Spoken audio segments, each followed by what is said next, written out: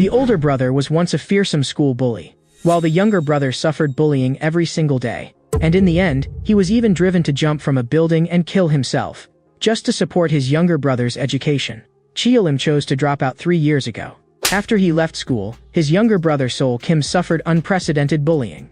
But Sol Kim never told Cheolim about any of it, and Cheolim had been busy making money the whole time and never noticed. It was only after watching Sol Kim die right in front of him that Cheolim finally realized something was wrong. And at Sol Kim's funeral, he received an anonymous video. The content of the video was footage of Sol Kim being bullied. As Cheolim watched Sol Kim in the video, his eyes nearly split with rage. He completely lost control, because both Cheolim and Sol Kim were orphans who had grown up in an orphanage. They had grown up in an orphanage, and because Cheolim was born with a pair of blue eyes, all the other children treated him like a freak. Only Sol Kim was willing to stay by his side. From that moment on, Cheolim decided that Sol Kim would be his only family. Watching Sol Kim in the video being bullied until he was barely recognizable, and even forced to bark like a dog in the end, Cheolim's anger reached its peak, and he decided to return to school, to drag those scum out one by one and fight violence with violence, making them truly understand what hell feels like. In the blink of an eye, 3 months had passed. Today was the first day of the high school term, but the moment Cheolim walked through the school gate, he saw Youngsu bullying a classmate. The moment he recognized that person as Youngsu, Cheolim did not say a single word and lunged straight at him, using one hand to slam him brutally to the ground. And the instant Youngsu saw those blue pupils, the hair on his whole body stood on end, and his thoughts were dragged back to 2 months earlier. At that time, Youngsu was walking to a billiards hall with his friends when he happened to be seen by Cheolim from across the street. And the instant Cheolim saw Youngsu, his anger exploded on the spot. Because he recognized him, Youngsu was the one in the video who had bullied Sol Kim. So Cheolim quietly followed Youngsu all the way to the billiards hall. And when Youngsu went to the restroom, he blocked him directly inside. Then, without a word of nonsense, he threw a punch. It was vicious and heavy, and it sent Youngsu flying backward on the spot. Looking at Youngsu lying on the ground, Cheolim asked him why he had bullied Sol Kim. But after hearing Sol Kim's name, Youngsu not only sneered nonstop, but also mocked Sol Kim as a useless snitch. Those words completely ignited Cheolim, and what greeted Youngsu next was another storm of brutal blows. With every punch he threw, Cheolim thought of Sol Kim, and that made his attacks more and more ruthless. Only after beating Youngsu until he had completely lost the ability to resist did Cheolim finally stop. But immediately afterward, he heard an unbelievable piece of information from Youngsu, because the video sent to his phone had not been sent by Youngsu. And behind the bullying of Sol Kim, there was also someone named Yohan Jong pulling the strings. After learning the identity of the mastermind, Cheolim looked at Youngsu and slowly said, "This is my warning to you, and to everyone who ever bullied Sol Kim. From here on out, the only thing waiting for you is hell." The scene shifts, and Cheolim has already arrived at class 2 of the first year. His revenge had officially begun. He would use the same methods to torment those bullies. But the moment he sat down, a blonde-haired guy walked up and provocatively told Cheolim to get up, saying it was his seat. But after seeing Cheolim's face clearly, the blonde guy instantly broke out in a cold sweat, because Cheolim had beaten him up outside school before. And to this day, he still could not forget those blue pupils. At this moment, the blonde guy hurriedly apologized, saying he had mistaken him for someone else, terrified that if Cheolim got upset, he would beat him savagely again. Just then, a commotion suddenly broke out in the classroom. One student was being bullied by his classmates. Looking at the terrified expression on that student's face, Cheolim could not help but think of Sol Kim. So he directly said to the blonde guy, "Go stop him." Hearing Cheolim's words, the blonde guy was completely dumbfounded. Although he was unwilling, he did not dare refuse at all and could only stiffly walk over. Judging by the way the other side reacted to the blonde guy's attempt to stop them, they clearly did not care at all. And the blonde guy was obviously afraid of them. Even after they started hitting him, he still did not dare fight back, and in the end, he was actually lifted into the air by the throat. Seeing this, Cheolim decisively made his move. His fist shot straight toward the man's face, and the tremendous force instantly made blood pour from his nose. The man immediately struck back after recovering, but this little bit of amateur skill of his was not worth mentioning in front of Cheolim. With a single sidestep, Cheolim easily dodged, then kicked him so hard that he flew several meters away. The man still wanted to keep struggling, but he was interrupted by a teacher who suddenly arrived. Under the teacher's pressure, everyone could only stop for the time being. After class, a long-haired man walked over. "My name is Yuziyoung. You'd better be careful. The person you provoked is no ordinary person in this school." After hearing that, Cheolim did not care at all and directly asked him how much he knew about the school and whether he knew Yohan Jong. The moment he heard the name Johan Jong, Yuziang's expression instantly turned cold. At the same time, elsewhere, the once imposing Yangsu was now sprawled on the ground, apologizing non-stop to the person in front of him like a dog, all because he had lost face by being beaten by a first-year student. The one at the head asked whether anyone knew who Chiolim was. Seeing everyone shake their heads and say they did not know, he slowly walked up to Yangsu and kicked him flying with one blow. "I'll give you one more chance. Go teach that Chiolim a proper lesson." After saying that, he turned and left, but after walking a few steps, he suddenly stopped. "Do you know something? I kind of miss Sol Kim. That guy was really interesting." The scene shifts. After school, the blonde guy invited Chiolim to go sing karaoke together, hoping to use the opportunity to bring their four-person group closer. The blonde guy, Chiolim, Yuziang, and stocky guy. But Chiolim still had a keep-your-distance expression on his face. Clearly, he had no interest in these little groups at all. The only thing he wanted to do now was avenge Sol Kim. And after seeing Chiolim leave, Yuziang also lost interest in going singing and turned around and left. Stocky guy comforted the blonde guy, saying everyone was probably just too tired on the first day of school. "I like singing. Let's go together, just the two of us." Hearing stocky guy say this, the blonde guy did not respond and only stared at him coldly. Over on Chiolim's side, after he returned to the orphanage, all the children ran out and happily gathered around him, talking. But among the crowd, Sol Kim was nowhere to be seen anymore. The memories instantly surged back. Chiolim could not help but freeze in place, and it was only when the children called out to him that he finally came back to himself. Then he took the children home for dinner. But right after that, something unexpected happened. A child named Hyansu went out to retrieve a soccer ball and was actually noticed by Yangsu. Yangsu had actually found this place. After waiting at home for a long time and still not seeing Hyansu come back, Chiolim finally realized that something had happened. Just as he was about to go out and look for him, his phone suddenly rang. And the moment he answered, what came from the other end was Hyansu's cry for help. "Bastard, you recognize my voice, don't you? Get to the address I sent you immediately, or I can't guarantee what I might do." After saying that, Yangsu hung up the phone directly. Chiolim did not dare waste a second after hearing that and immediately rushed to the address. Inside the warehouse, Yangsu and his companions were chatting idly. One companion asked Yangsu, "Why did you have to kidnap him? Why not just go directly to his place? Are you really that afraid of that guy?" But hearing that, Yangsu forcefully declared that he wanted to completely destroy the other man's life. Just then, a burst of commotion suddenly came from outside, and one of the lackeys stumbled as he shoved the door open. "Boss." Chiolim had arrived. Before he could finish speaking, he was grabbed and thrown inside. That scene left all the thugs present stunned, and they stared fiercely toward the doorway. The one who came was Chiolim. The moment they saw Chiolim enter, the whole group immediately began cracking their knuckles and preparing for a fight. When enemies meet, there is no extra nonsense. No exchange of vicious insults, only a head-on collision of fists landing with solid force. Chiolim fought all the thugs alone, every move ruthless, clearly intending to beat every last piece of trash into the ground. Seeing that Chiolim was so good at fighting, Yangsu resorted to dirty tricks. And he directly took Hyansu hostage, forcing Chiolim to stop, or else he would break one of Hyansu's arms. In order to keep Hyansu from getting hurt, Chiolim had no choice but to stop attacking. And what greeted Chiolim next was a gruel beating from all those thugs. Watching Chiolim being pinned to the ground and brutally beaten, Yangsu was excited to the extreme. He told his companions to keep an eye on Hyansu because he wanted to do it personally, to repay all the pain he had suffered before, and as he said that, he walked step by step toward Chiolim. But when Yangsu saw those blue pupils again, he still could not stop his whole body from trembling. That reaction instantly enraged him again, and he swung his fist furiously, wanting to wash away all his humiliation. But just as Chiolim was being beaten, an unexpected person appeared.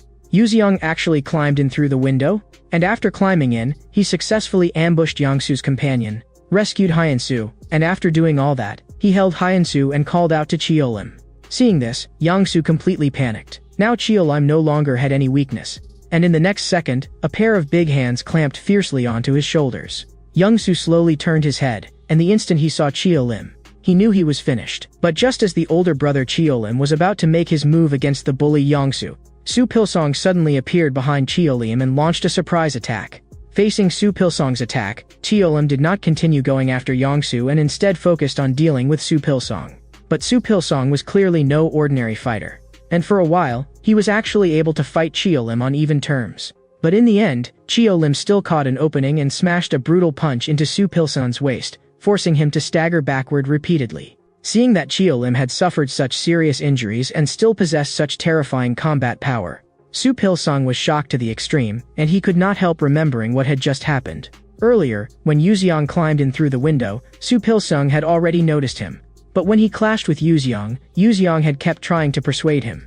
Do you really think this is enough to defeat Kyo-lim? What you're doing now will only make things worse. Since you're a senior, why not defeat Kyo-lim fair and square? Or are you also afraid of Kyo-lim, just like Yang-soo? To begin with, Soo Pil-sung already looked down on things like kidnapping, so he stopped bothering with Yuzeong and directly let him take Hyun-soo away. Now that he had seen Kyo-lim's terrifying fighting strength, he decided to use all his power in this battle. And after seeing Soo Pil-sung get hit, Young-soo hurriedly told the lackeys beside him to go help. But the moment Soo Pil-sung heard that, he immediately spoke up to stop them. He wanted to defeat Kyo-lim fair and square. After saying that, Soo Pil-sung suddenly launched a fierce thrust, exploding with all the power in his body as he charged straight at Kyo-lim. But in the very next second, he froze, because Kyo-lim had actually dodged his attack in an instant. Then, seizing the opening after Soo Pil-sung made his move, Kyo-lim smashed a heavy punch into his chest. After that, a storm of attacks rained down one after another, and this time, Soo Pil-sung was completely defeated. Clearly, Soo Pil-sung's strength was nowhere near Kyo-lim's. After seeing Soo Pil-sung defeated, everyone present was stunned. They never imagined that Kyo-lim could be this strong. Young-soo panicked on the spot even more. And as he watched Kyo-lim walk toward him step by step, he turned and ran in terror. But because he was too flustered, he lost his footing and crashed heavily to the ground. As Kyo-lim planted one foot on him, Young-soo began begging frantically for mercy, hoping Kyo-lim would spare him, but there was no way Kyo-lim would let him go. Then came a sharp crack, and Young-soo's arm was brutally snapped in two. That scene directly scared everyone behind them completely senseless. After dealing with everyone, Kyo-lim slowly walked out of the warehouse, and Yuzeong was standing right outside. After learning that Hyun-soo had already been sent back to the orphanage, Kyo-lim asked him how he had known about this place. Yuzeong replied mysteriously that someone had told him, but he did not know who that person was either. However, that person was probably very close to Sol Kim. And after returning to the orphanage, Kyo-lim suddenly discovered that a classmate had come to the yard. This person was the very one who had tipped Yuzeong off. Kyo-lim directly asked who he really was and why he was helping him. But unexpectedly, the other person directly revealed the relationship between Kyo-lim and Sol Kim. Hearing him calmly say those things, Kyo-lim instantly became agitated and suddenly grabbed him by the collar. Who exactly are you? Actually, I'm the same as you, but I wasn't able to help Sol Kim. My name is Baek-sung Hyun, and I'm Sol Kim's friend. The reason I know this place is because Sol Kim brought me here before. At the time, you were at work, so you didn't see me. I saw you in a photograph, remembered your face, and then today, on my way home after school, I saw you. I was about to go find you, but then I saw Hyun-soo being dragged away, so I went to get that guy for help. After hearing Baek-sung Hyun's explanation, Kyo-lim finally let down his guard and asked what exactly Sol Kim had gone through at school. So Baek-sung Hyun slowly began to describe what Sol Kim had suffered there. Sol Kim was very smart, and he had many friends. But ever since that group of school bullies set their sights on him, everything changed. Sol Kim kept getting beaten, yet he never even knew why they were targeting him. From his first year to his second year, it never stopped. Even younger students from the first year dared to bully him. His friends were all afraid of being retaliated against, so none of them dared to stand up for him. I was the same. If I had known earlier that he would kill himself, I definitely would have tried to help him. Now, I regret it deeply. After hearing Baek-sung Hyun's account, Kyo-lim said coldly, if you really feel guilty, then tell me their names. After hearing that, Baek-sung Hyun asked with a conflicted expression, can you really destroy those bastards? Yes, I'll destroy them completely, and I won't let them lay a single finger on you. After hearing Kyo-lim's promise, Baek-sung Hyun slowly spoke. Alright, I'll tell you. The scene shifts. Kyo-lim was walking toward the third-year classrooms. Just as he reached class 1 of the third year, he saw a blonde-haired guy walk out. And when the blonde guy saw Kyo-lim, he recognized him immediately. Aren't you that first-year new student? Looking at the name on the blonde guy's clothes, Kyo-lim immediately recalled Baek-sung Hyun's words. Chang Yan-jong, starting from our first year. He often locked Sol Kim in the cleaning closet, then beat him with things like mops. At that thought, the blue light in Kyo-lim's eyes surged instantly, and he grabbed the other guy by the head and slammed it viciously against the door. As Chang Yan-jong was shoved aside, the scene inside the classroom came into view. This person is Hyun Baek. He often threatened Sol Kim during class and exams, forbidding Sol Kim from getting high scores and forcing him to score lower than him. In the next second, Kyo-lim used all his strength and drove a vicious kick straight into Hyun Baek's face. This person is Ji Sang-ho. Like Hyun Baek and Chang Yan-jong, he often beat, insulted, and humiliated Sol Kim. This person is Kim Junho. He often extorted money from Sol Kim. And everything happening here also caught the attention of the school bullies. They gathered together and began discussing what to do. Gi-ha Kim, ranked 6th at Wonol High School, believed that Cheolim was nothing more than a coward who only bullied the weak. If Cheolim dared come looking for him, he would definitely beat Cheolim flat. The moment Gi-ha Kim finished speaking, Choi Sung-min, who was ranked 5th, echoed him. Ji-min, ranked 2nd, also stepped forward and asked what they should do now. If they did nothing, the order within the school would collapse. Yohan Jong, standing nearby, said that Cheolim was only going after 2nd and 3rd year students. Clearly, he was taking revenge for Sol Kim. But the question was, why had Sol Kim not told Cheolim about these things back then? Hearing that, Gi-ha Kim beside him thought it was perfectly normal. He said that if Sol Kim had told Cheolim, it would have been the same as begging mercy from a junior. After all, Cheolim was only a first-year student, and if Sol Kim had not killed himself, he would already be in his 3rd year now. After hearing that, Yohan Jong immediately realized it. Who would have thought, Gi-ha Kim, you can actually use your brain too.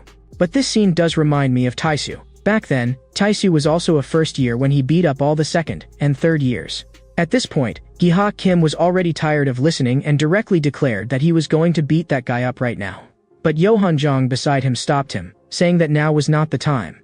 Do you know why Taisu was expelled? It was because Sol Kim killed himself, and right now our school is in its most vulnerable state. What do you think would happen if we provoked a new student right now? We can wait until he causes even bigger trouble in the school. At that time, that will be our chance to act.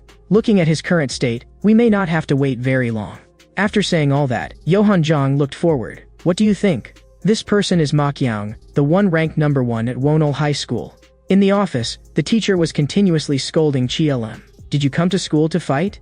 Do you think that beating up bullies makes you some righteous hero? Do you think the teachers will praise you for it? In fact, you are becoming the same kind of person as those bullies. This time, it's only a warning. I hope you remember that.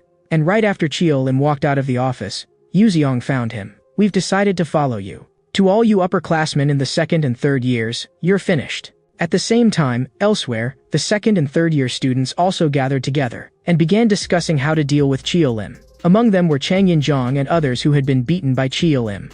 Although those ranked on the Wonol High School leaderboard had no intention of making a move personally, Chang Yin-jong and the others who had been beaten by Cheolim simply could not swallow their anger. They wanted to join forces and give Cheolim a proper beating.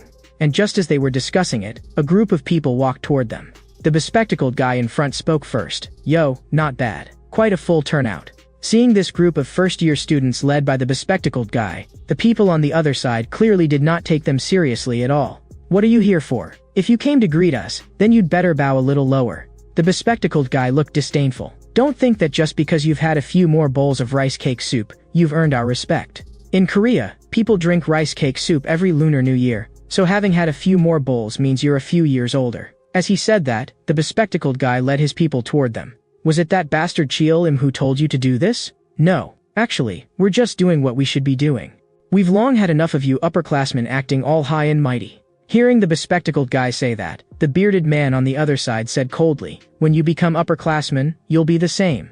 Enough nonsense. Let's start already. As soon as he finished speaking, he charged straight at the bespectacled guy, and the fight instantly broke out. Meanwhile, elsewhere, Yuzeong had also led his people into action. Watching the scene descend completely into chaos, Chang Yin-jong could not help asking, should we go help them? But Hyenbek said, we'd better not. If we help them, we'll definitely get dragged into it too.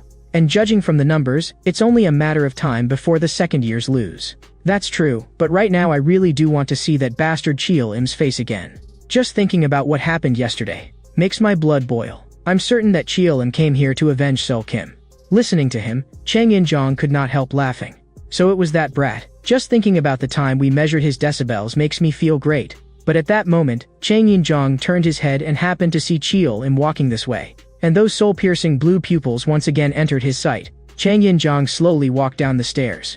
I was wondering yesterday why you were acting so strangely. So it turns out you want to avenge Sol Kim. But do you think there's still any meaning in what you're doing now? Sol Kim is already dead. I know you're angry. When my toy gets broken, I get angry too. But can doing this bring him back to life? And after saying that, Chang Yin-jong burst forward and lunged straight at Cheolim. Even at this moment, he still believed that he had only been careless yesterday and that otherwise he definitely could have beaten Cheolim. But that thought did not last long before Cheolim's fist mercilessly shattered it.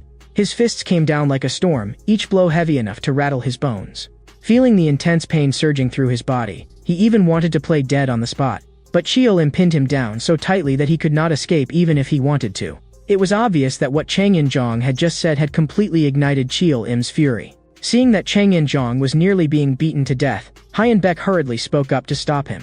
"Aren't you going to back off? You need to know when to stop. You need to understand your place, you first-year punk." But just as Chio-lim's fist was about to come down, it was suddenly stopped by the long-haired man at the side. "Don't get too worked up. How about I measure your decibels too?" The battle on the first-year student side had already ended. The bearded man in the lead was already being pinned firmly under the bespectacled guy's foot, and the moment he turned his head, he saw Chio-lim standing there quietly. Behind him lay 3 people on the ground, Chang Yin-jong and his 2 companions. Looking at the bearded man lying on the ground, Chio-lim gave an order, and the bearded man was immediately tied up tightly. Then Chio-lim grabbed one of his lower legs. "Then let me measure your decibels too." With a sharp crack, a scream instantly tore through the air. That decibel level was definitely loud enough. At the same time, in the teacher's office, a group of teachers were chatting, and the topic was entirely about the first-year students. And just then, a woman pushed the door open and walked in. That person was Hyun-seo. Like Chio-lim and Sol Kim, Hyun-seo also came from the same orphanage, and she had always taken very good care of them. Back when the old orphanage was demolished, it was also Hyun-seo who helped the 2 of them find a new orphanage. Otherwise, they would have ended up on the streets long ago. So Chio-lim and Sol Kim had always treated Hyun-seo like an older sister. After Sol Kim died, Hyun-seo had always blamed herself deeply, though she did not know why Sol Kim had killed himself. Chio-lim knew that Hyun-seo was preparing to become a teacher, so he did not want to ruin her future, which was why he chose to return to school alone to avenge Sol Kim. But what Chio-lim had not expected was that Hyun-seo had actually been assigned to their high school. After this battle, the first year's influence was continuously expanding. Even when facing third-year students, the first-year newcomers were not afraid in the slightest, and their attitude had become arrogant to the extreme. This entire scene was also observed by the people upstairs. The group upstairs were third-year students.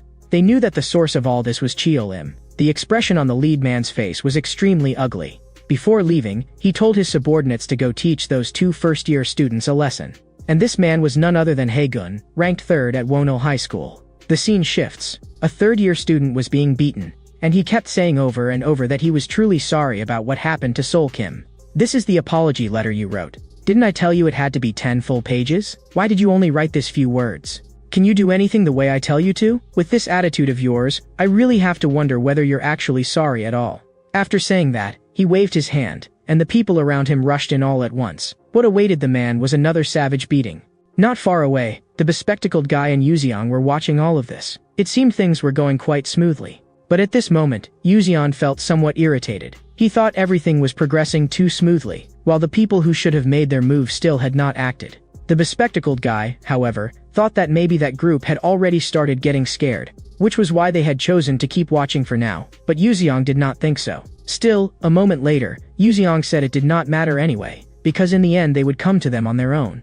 And the person sitting beside them was none other than Chio-lim. One lackey came running over in a rush and said something had happened. Daejun and Hyungmin had been taken away. The 2 of them had already been beaten badly. First years ought to know their place, and they ought to learn to keep their mouths shut. The man turned and asked the companion beside him, "Tell me, why did it have to be me doing all this? Is it about to begin? I feel like our counterattack is about to sound very soon." At the same time, elsewhere, Johan Jong looked at Makyong and said, "The first years in our grade have already caught fire. I'm worried that if we still don't step in, everyone will get dragged into this. I'm guessing they'll be fighting their way here very soon." Makyong was just about to speak. Hae-gun slowly walked over. "Looks like everyone's here. Are you really just going to sit here like a bunch of cowards? Makyong, if you're still going to do nothing, then I think it's time you gave up that position." The moment Hae-gun finished speaking, Ji Min, ranked 2nd, spoke up from the side. "Watch your place. If you want to take the top spot, then beat me first, you meddlesome bastard. I was wondering how you managed to hold back this long. Then let's try it. What are you waiting for?" Johan Jong said, looking speechless. At that moment, Makyong stood up and spoke. "The school has already started growing tired of Chio-lim.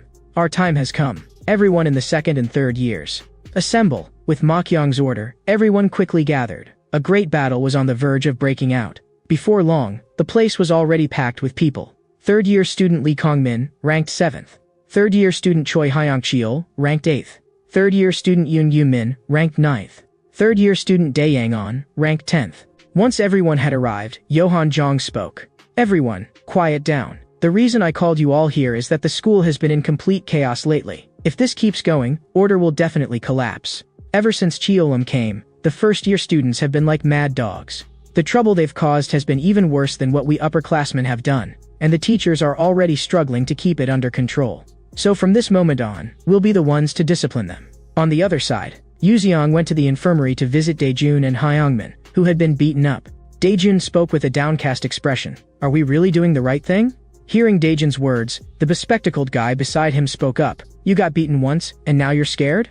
No, it's just that I feel like this whole thing isn't going to be easy at all. Even second-year Suyang can beat me, and the third years haven't even entered the fight yet. As Yuziang listened to Daejun, he seemed to be thinking about something. Then he said to the others, I'm leaving first. I need to go discuss something with Cheolim. But the bespectacled guy beside him suddenly spoke up. Why are you following Cheolim? All of us are following Cheolim because we trust you. Now I want to know, why are you following him? But faced with the bespectacled guy's questioning, Yuziang only replied calmly that he just thought it would be interesting. In class 2 of the first year, looking at the group gathered around Cheolim, the blonde-haired guy felt his scalp go numb. Even now, he still had not figured out what was going on. After freezing for a moment, he forced a smile onto his face. You've really become popular lately, as your very first best friend at Wano High School. I'm proud of you. The lackeys around them had no time to pay attention to him. Instead, they all stared fixedly at Cheolim, because they had already heard that the third years had held a meeting. That meant those people were about to begin their counterattack. All of them wanted to hear what Cheolim planned to do.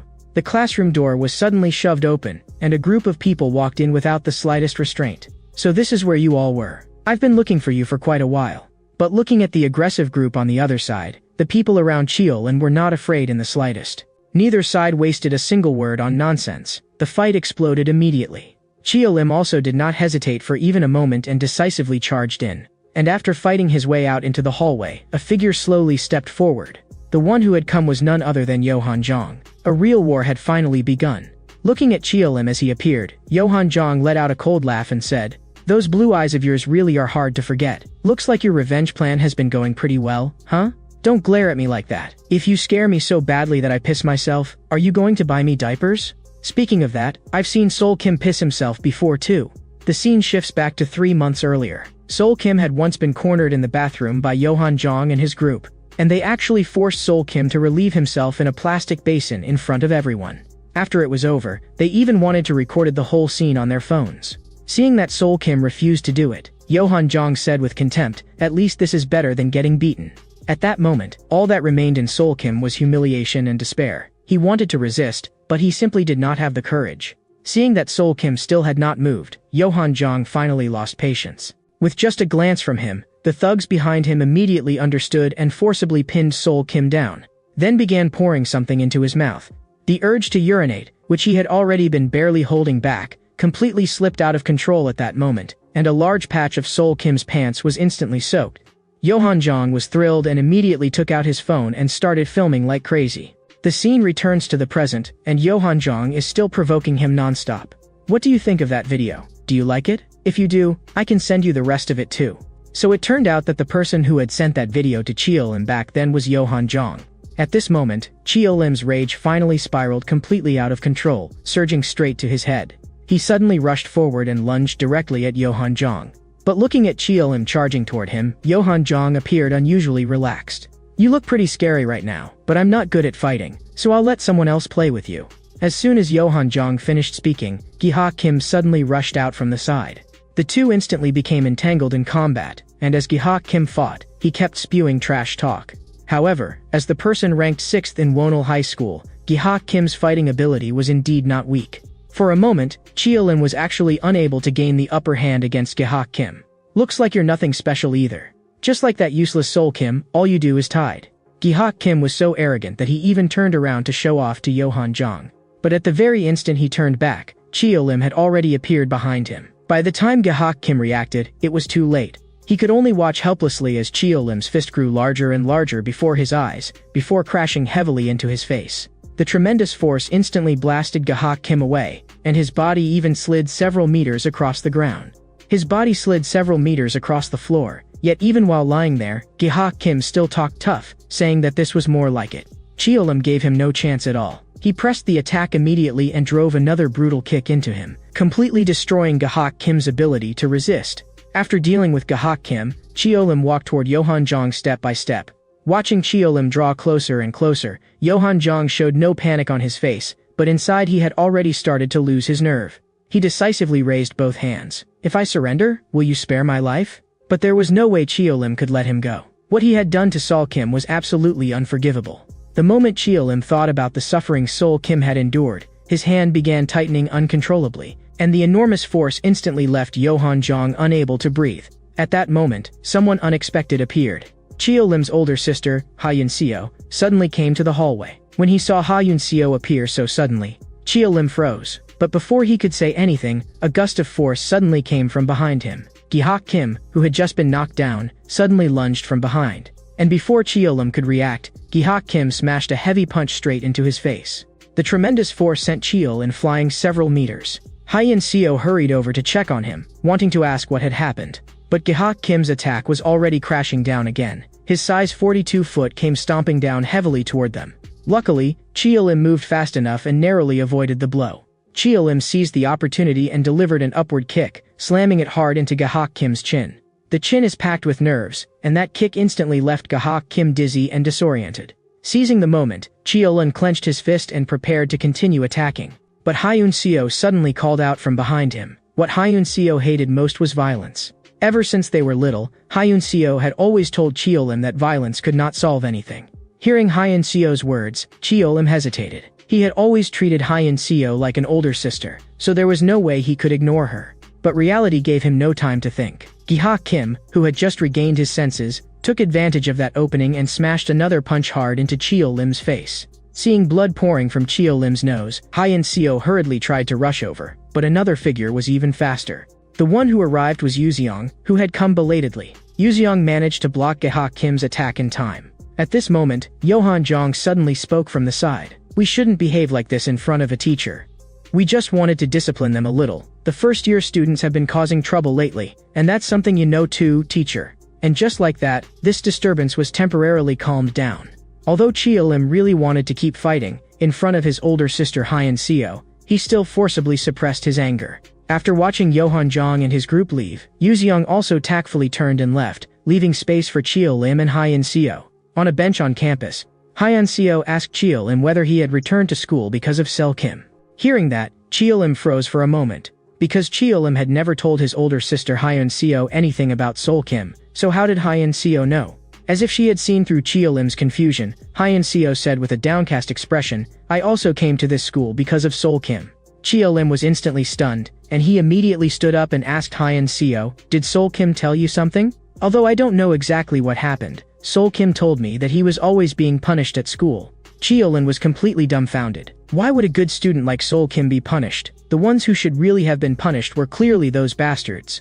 At that moment, Cheolim was filled with self-blame. Why had Sol Kim rather endure it until the very end than tell him about these things? Ha Yun-seo guessed that maybe Sol Kim felt Cheolim had already sacrificed too much for him. So he did not want to trouble Cheolim with these things anymore. After all, Cheolim had given up high school and gone out to work. All for Sol Kim. Then Cheolim stopped hiding anything and told Ha Yun-seo everything he knew, and said that he had only one purpose in returning to campus, to make those bullies pay in blood.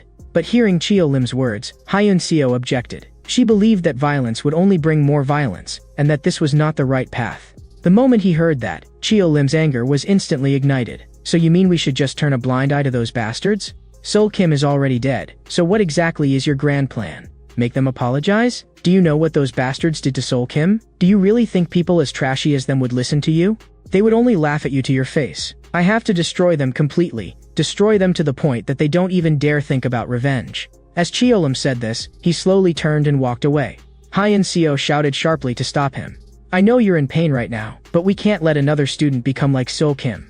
I came here to help more students like Sol Kim, and do you really think Sol Kim would want you to do this? Please, Cheolim. Can't you trust me just this once?" But everything they had just said was overheard by Baek Sung-hyun nearby, and by Yuzeong standing behind Baek Sung-hyun. A crisis of trust was quietly spreading through their group. After talking with his older sister Ha Yun-seo, Cheolim walked alone across the campus.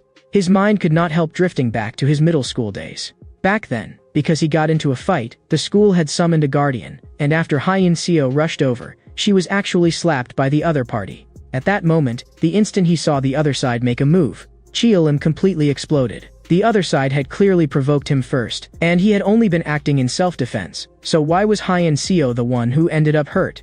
He charged forward on the spot, wanting to get even for Hyun Seo, but his older sister Hyun Seo held him back tightly. That was the first time Cheolim had personally watched his sister endure that kind of humiliation because of him.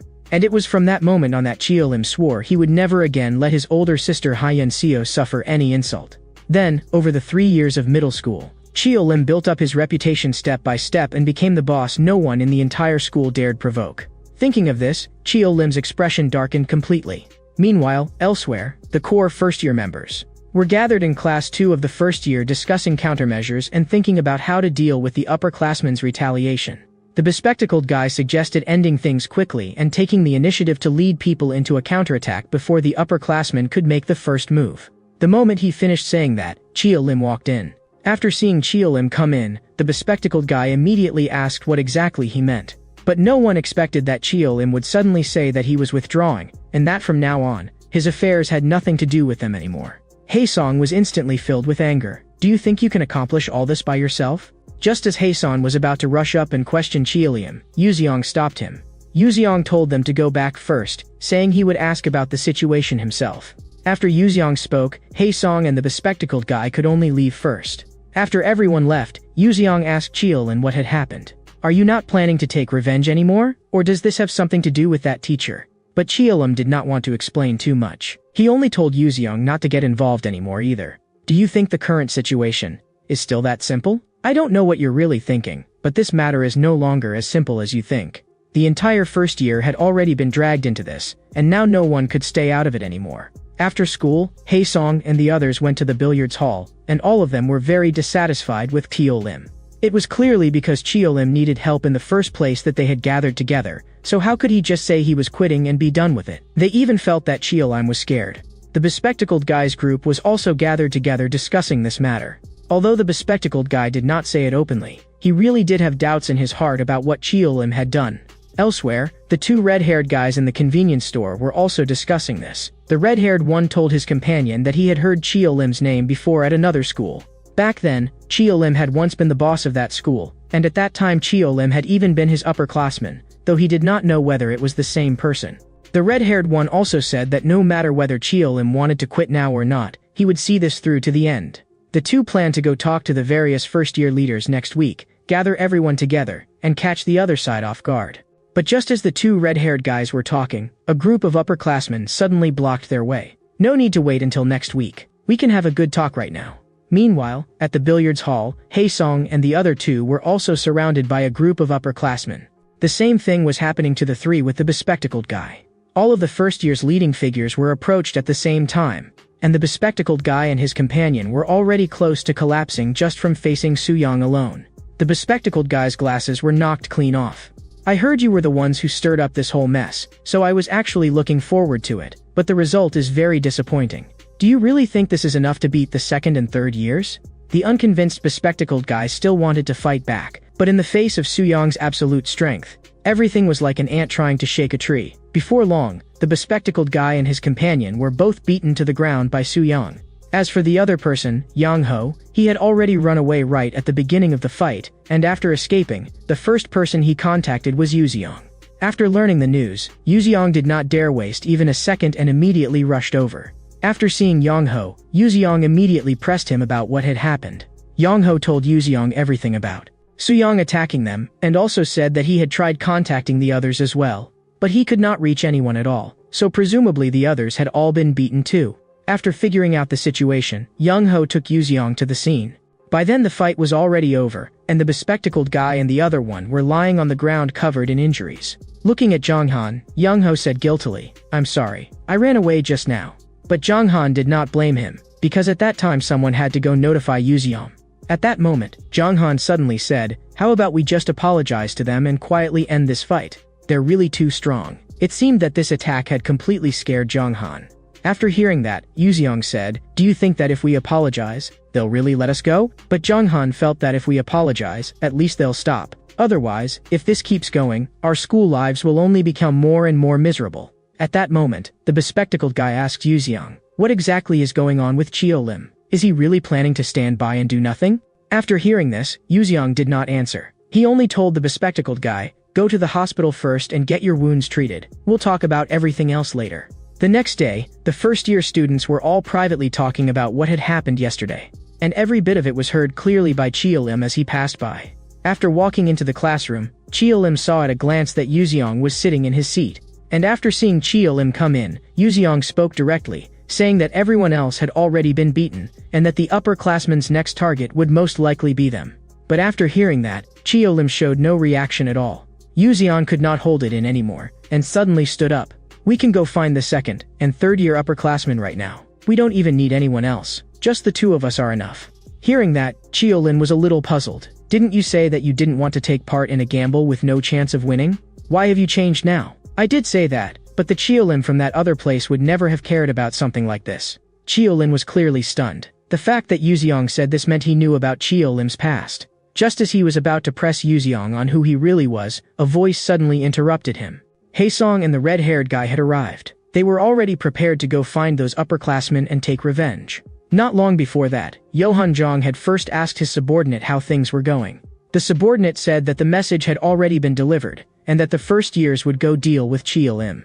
But when he heard that, Gi-ha Kim beside him immediately asked Johan Jong what exactly he was trying to do. Johan Jong said it was nothing. He had only sent people to deliver a message to the first years. If they still wanted to keep staying at this school, they had to get rid of Chio Lim first. Besides, he had never expected to bring Chio Lim down in one shot anyway, but that guy had one fatal weakness. And that was his older sister, Ha-Yun Seo. Elsewhere, Chio Lim and Yuziang followed Haesong outside. Looking at Yuziang, Haesong said, Yuziang, if we want to keep surviving here, then we have to teach Chio Lim a lesson first. That's what the upperclassmen want. Hearing that, Yuziang froze for a moment. So this is why you called everyone here? That's right, Chio Lim started all of this in the first place, but now even he himself doesn't want to continue. Come here, Yuziang. You should stand with us. There's no need for you to ruin your school life for someone you barely even know. Seeing that Yuziang was still hesitating, Haesong continued, actually, there's another way. That is, Chio Lim can go deal with those upperclassmen right now. If he does that, everything will end. Chio Lim spoke calmly. I already said it. I won't repeat the same thing a second time. Think whatever you want. As soon as those words came out, Haesong slowly pulled his hand out of his pocket. Then it's time for us to teach you a lesson too. As soon as he finished speaking, everyone charged at Chio Lim together. Ha-Yun Seo was teaching class 3 to 4. Looking at Ha-Yun Seo on the platform, Johan Jong and Gi-ha Kim were still whispering below. Gi-ha Kim was a little confused. They were obviously siblings. So why were their last names different? After hearing that, Johan Jong looked at him like he was an idiot. Chio Lim was an orphan, so of course he had no direct relatives. She was probably not his real older sister. She was probably more like an adoptive older sister. Gi-ha Kim finally understood, and then he said carelessly, then I kind of want to ask her out. After hearing that, Johan Jong showed a wicked smile and directly egged him on. Encouraged by that, Gi-ha Kim actually stood up. Teacher, I have a question. Would you like to go out with me? The moment he said that, the entire room instantly fell silent, and Ha-Yun Seo froze too, asking Gi-ha Kim in disbelief what he had just said. After hearing that, Gi-ha Kim actually continued, if you're single right now, you could consider dating me. Hearing that again, Ha-Yun Seo was so angry she was almost about to explode, but she still suppressed her emotions and said, in class, I only answer questions related to the lesson. But Gi-ha Kim still refused to let it go and pressed on. Then after class, can you answer that question for me? The moment those words came out, Ha-Yun Seo was almost trembling with anger. Come to my office after class. At that moment, one student finally could not hold back and laughed out loud. But the instant the laughter rang out, Gi-ha Kim directly slammed that student's head down onto the desk. You think that's funny? What answered him was a brutal beating from Gi-ha Kim. Seeing this, Ha-Yun Seo hurried forward to stop him, wanting Gi-ha Kim to stop immediately. If I stop, will you go out with me? Just as Gi-ha Kim and Ha-Yun Seo were locked in that standoff, Johan Jong's phone suddenly received a message. It was news that Chio Lim was being surrounded and beaten.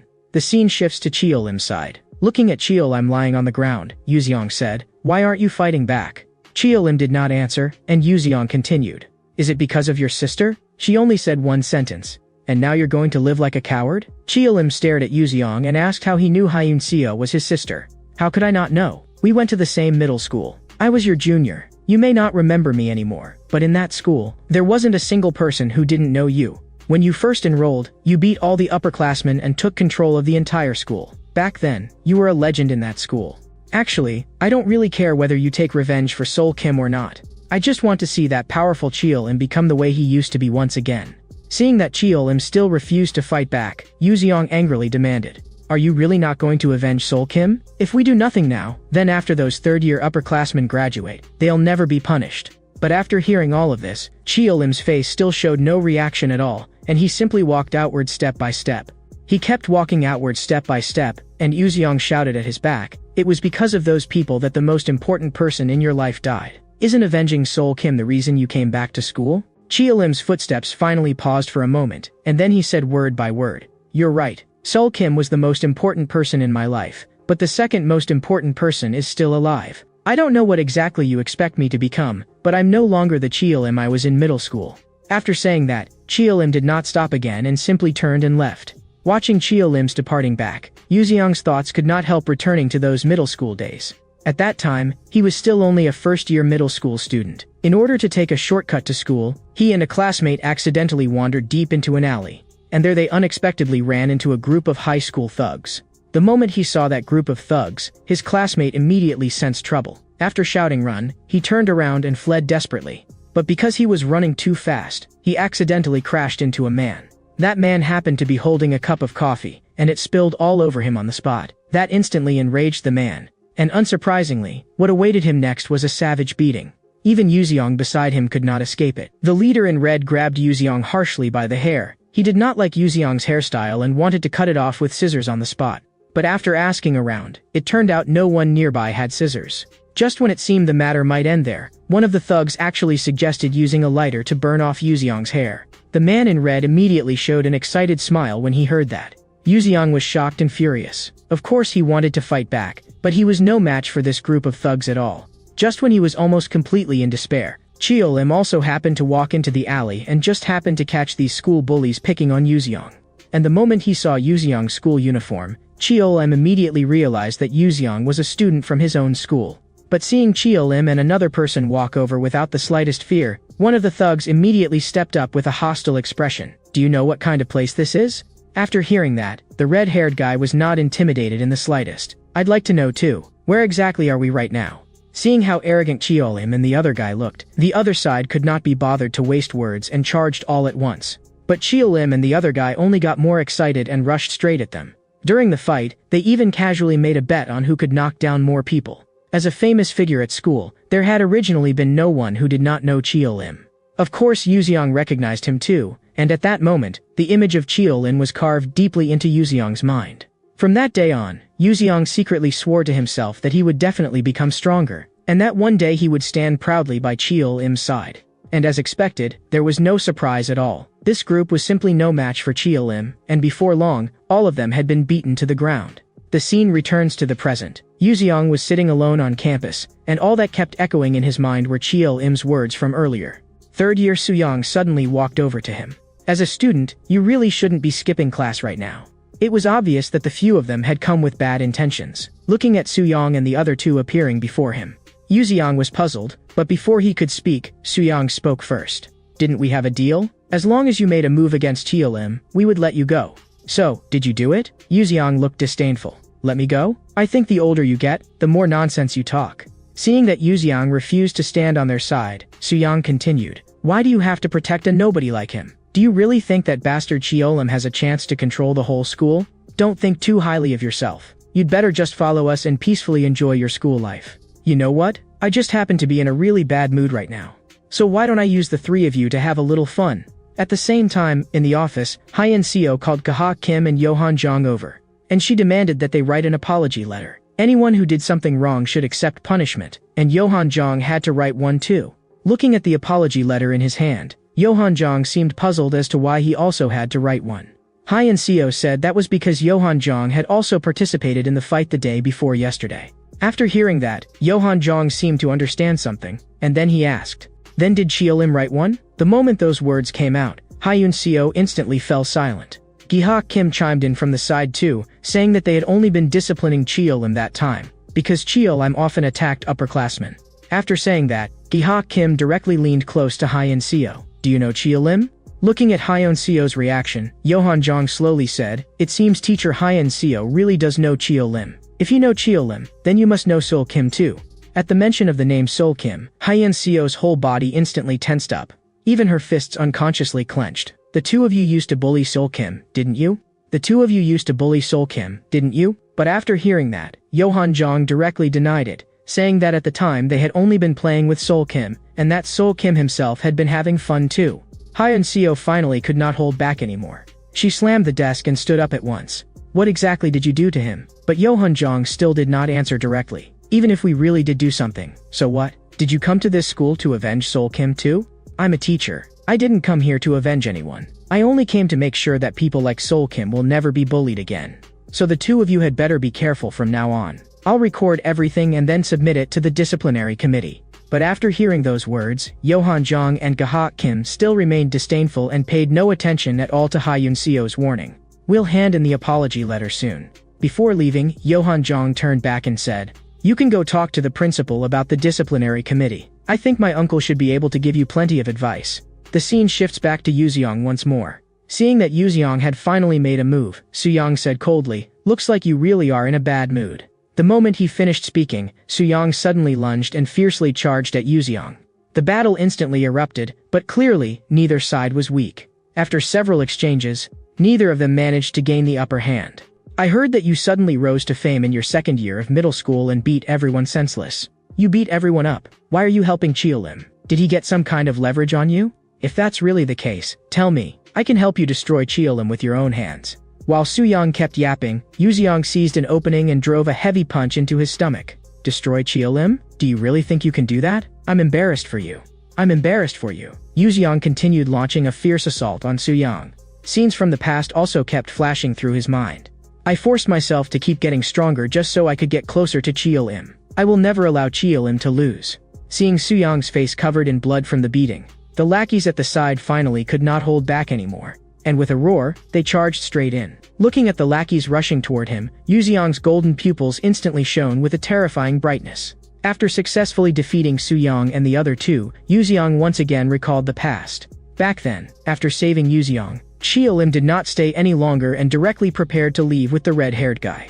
But just as the two of them turned to go, Yuzeong shouted loudly to stop them, saying that he wanted to join them too. The red-haired guy did not answer immediately after hearing that, and instead turned to ask Chia Lim what he thought. Chia Lim carefully looked Yuzeong up and down once, said nothing at all, and simply turned and left. Looking at Chia Lim's departing back, Yuzeong could not help complaining, at least give me an answer before you leave. That's really rude. Hearing that, Chia Lim paused and slowly spoke. Go settle things completely with the guy you just beat up. If you can win, then come find me. Hearing Chia Lim say that, Yuzeong seemed to understand something and quietly looked toward the thug on the ground.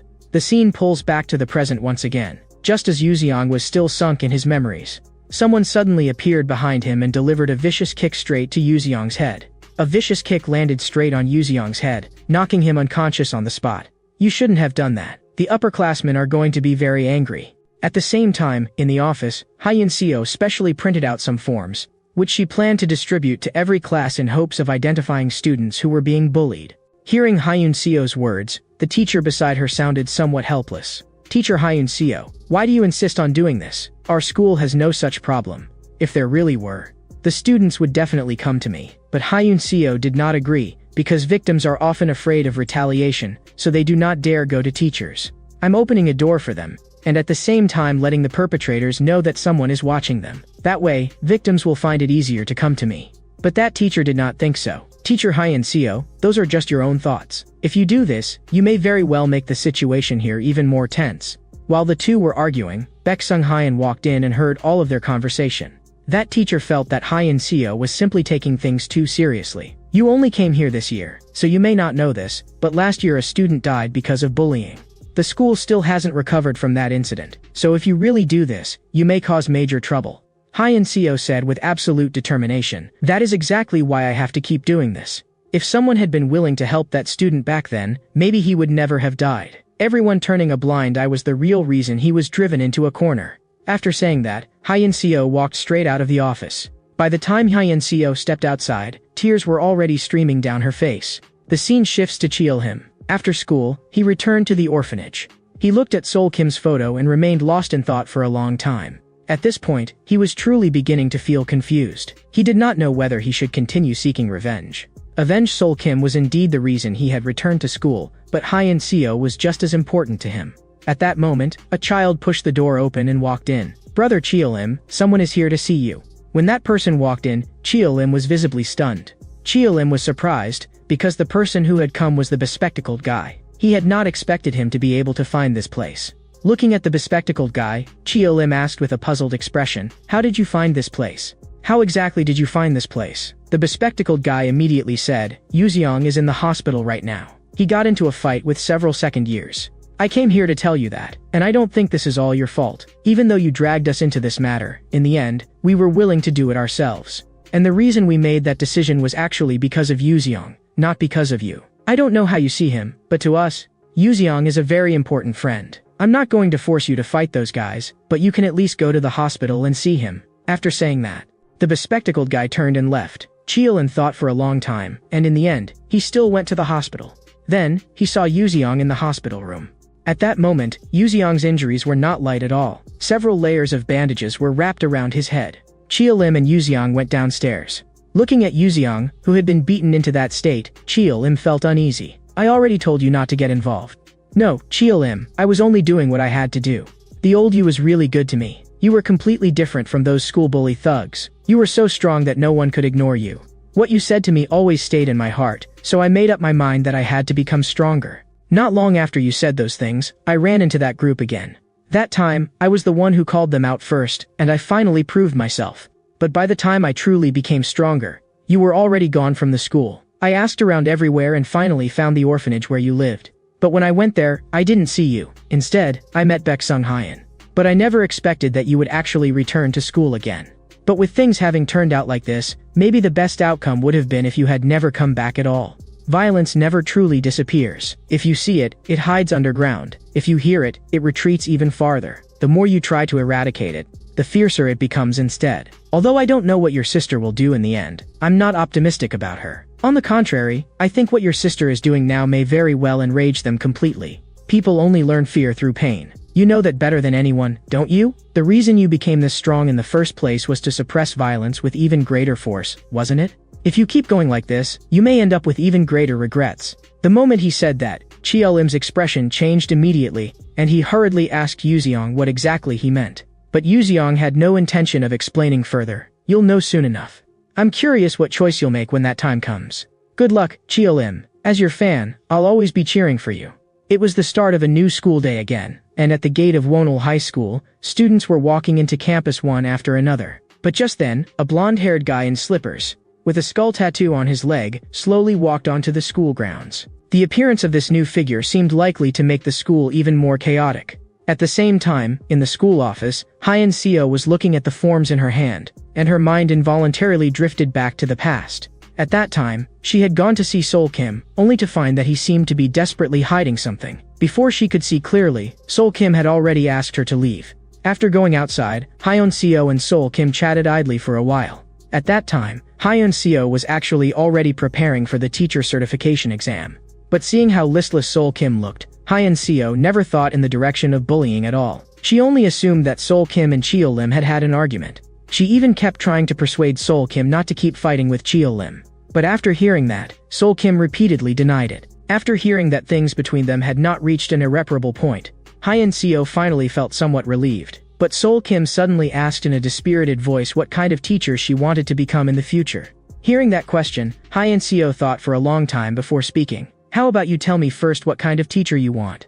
Sol Kim fell silent for a moment after hearing that, then finally smiled and replied, "No matter what kind of teacher you become in the end, I hope you go to a peaceful school." After hearing that, Hyun Seo also smiled and looked at Sol Kim. But a few days later, Hyun Seo suddenly received a call from Sol Kim. Hearing Sol Kim's slurred voice, Hyun Seo immediately asked anxiously what had happened. At that moment, Sol Kim finally said the words, "I'm being punished." The moment those words came out, Hyun Seo instantly panicked. "What do you mean? What exactly do you mean by punished?" Hearing Hyun Seo's anxious voice, Sol Kim's hand holding the phone was trembling, and tears kept falling uncontrollably. "I'm sorry, Hyun Seo." After saying that, Sol Kim threw the phone away directly. No matter how Hyun Seo called out to him, there was never any response again. And that call was the last phone call Sol Kim made before jumping to his death. The scene returns to present-day class 3 to 4, where Hyun Seo handed the forms to every student in the class. If you know someone who may need help, or if you yourself need help, just fill out this form and place it on my desk. I will help you. If someone is going through pain, then we have to reach out. What you write will be kept confidential, so don't be afraid. Write down the truth.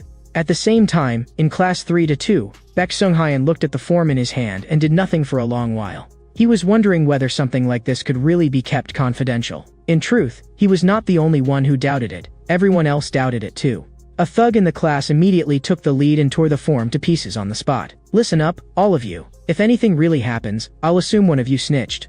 Yohan Jong and Dae Yang-on, ranked 10th, were sitting together in the pavilion. Seeing the thoughtful look on Yohan Jong's face, Dae Yang-on asked him what was wrong. Is it that form that's bothering you? Yes, it's that female teacher. She's really annoying. She'll probably be going to your class soon too, so go remind the people in your class. Tell them all to keep their mouths shut. By the way, I heard Soo-young and the other two got beaten by Yoo-seong. Yeah, that's right. When I got there, he was still there, so I beat him up too while I was at it.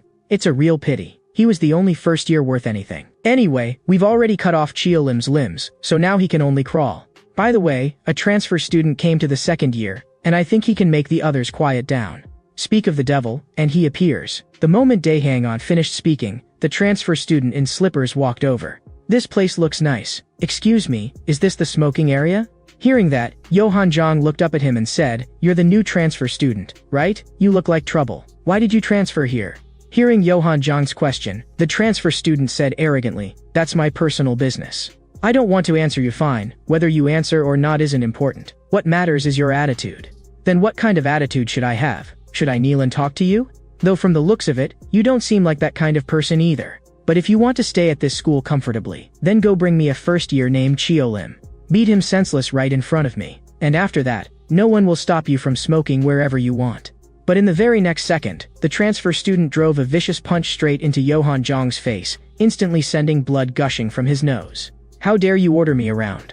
At the same time, in class 1 to 2, stocky guy was staring blankly at Yoo-seong's empty seat. This stocky guy was the classmate Cheo-lim saved from the thugs on his first day of school. Stocky guy asked the blonde-haired guy why Yoo-seong had not come to school today. Had something happened? But the blonde-haired guy said carelessly that a man sometimes needed to rebel once in a while. After saying that, the blonde-haired guy secretly glanced at Cheo-lim, clearly hoping to get some information from him.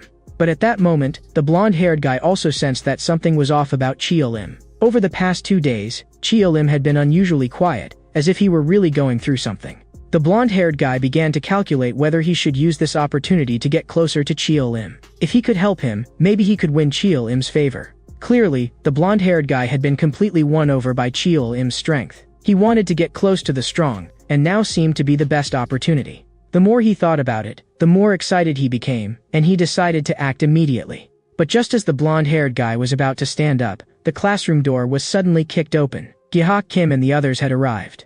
The moment Gi-hak Kim entered, he roared, Cheo-lim, you bastard, I might even have to transfer schools because of this, so today I'm definitely going to beat the hell out of you. Behind Gi-hak Kim was Lee Kong-min, ranked 7th at Wono High School.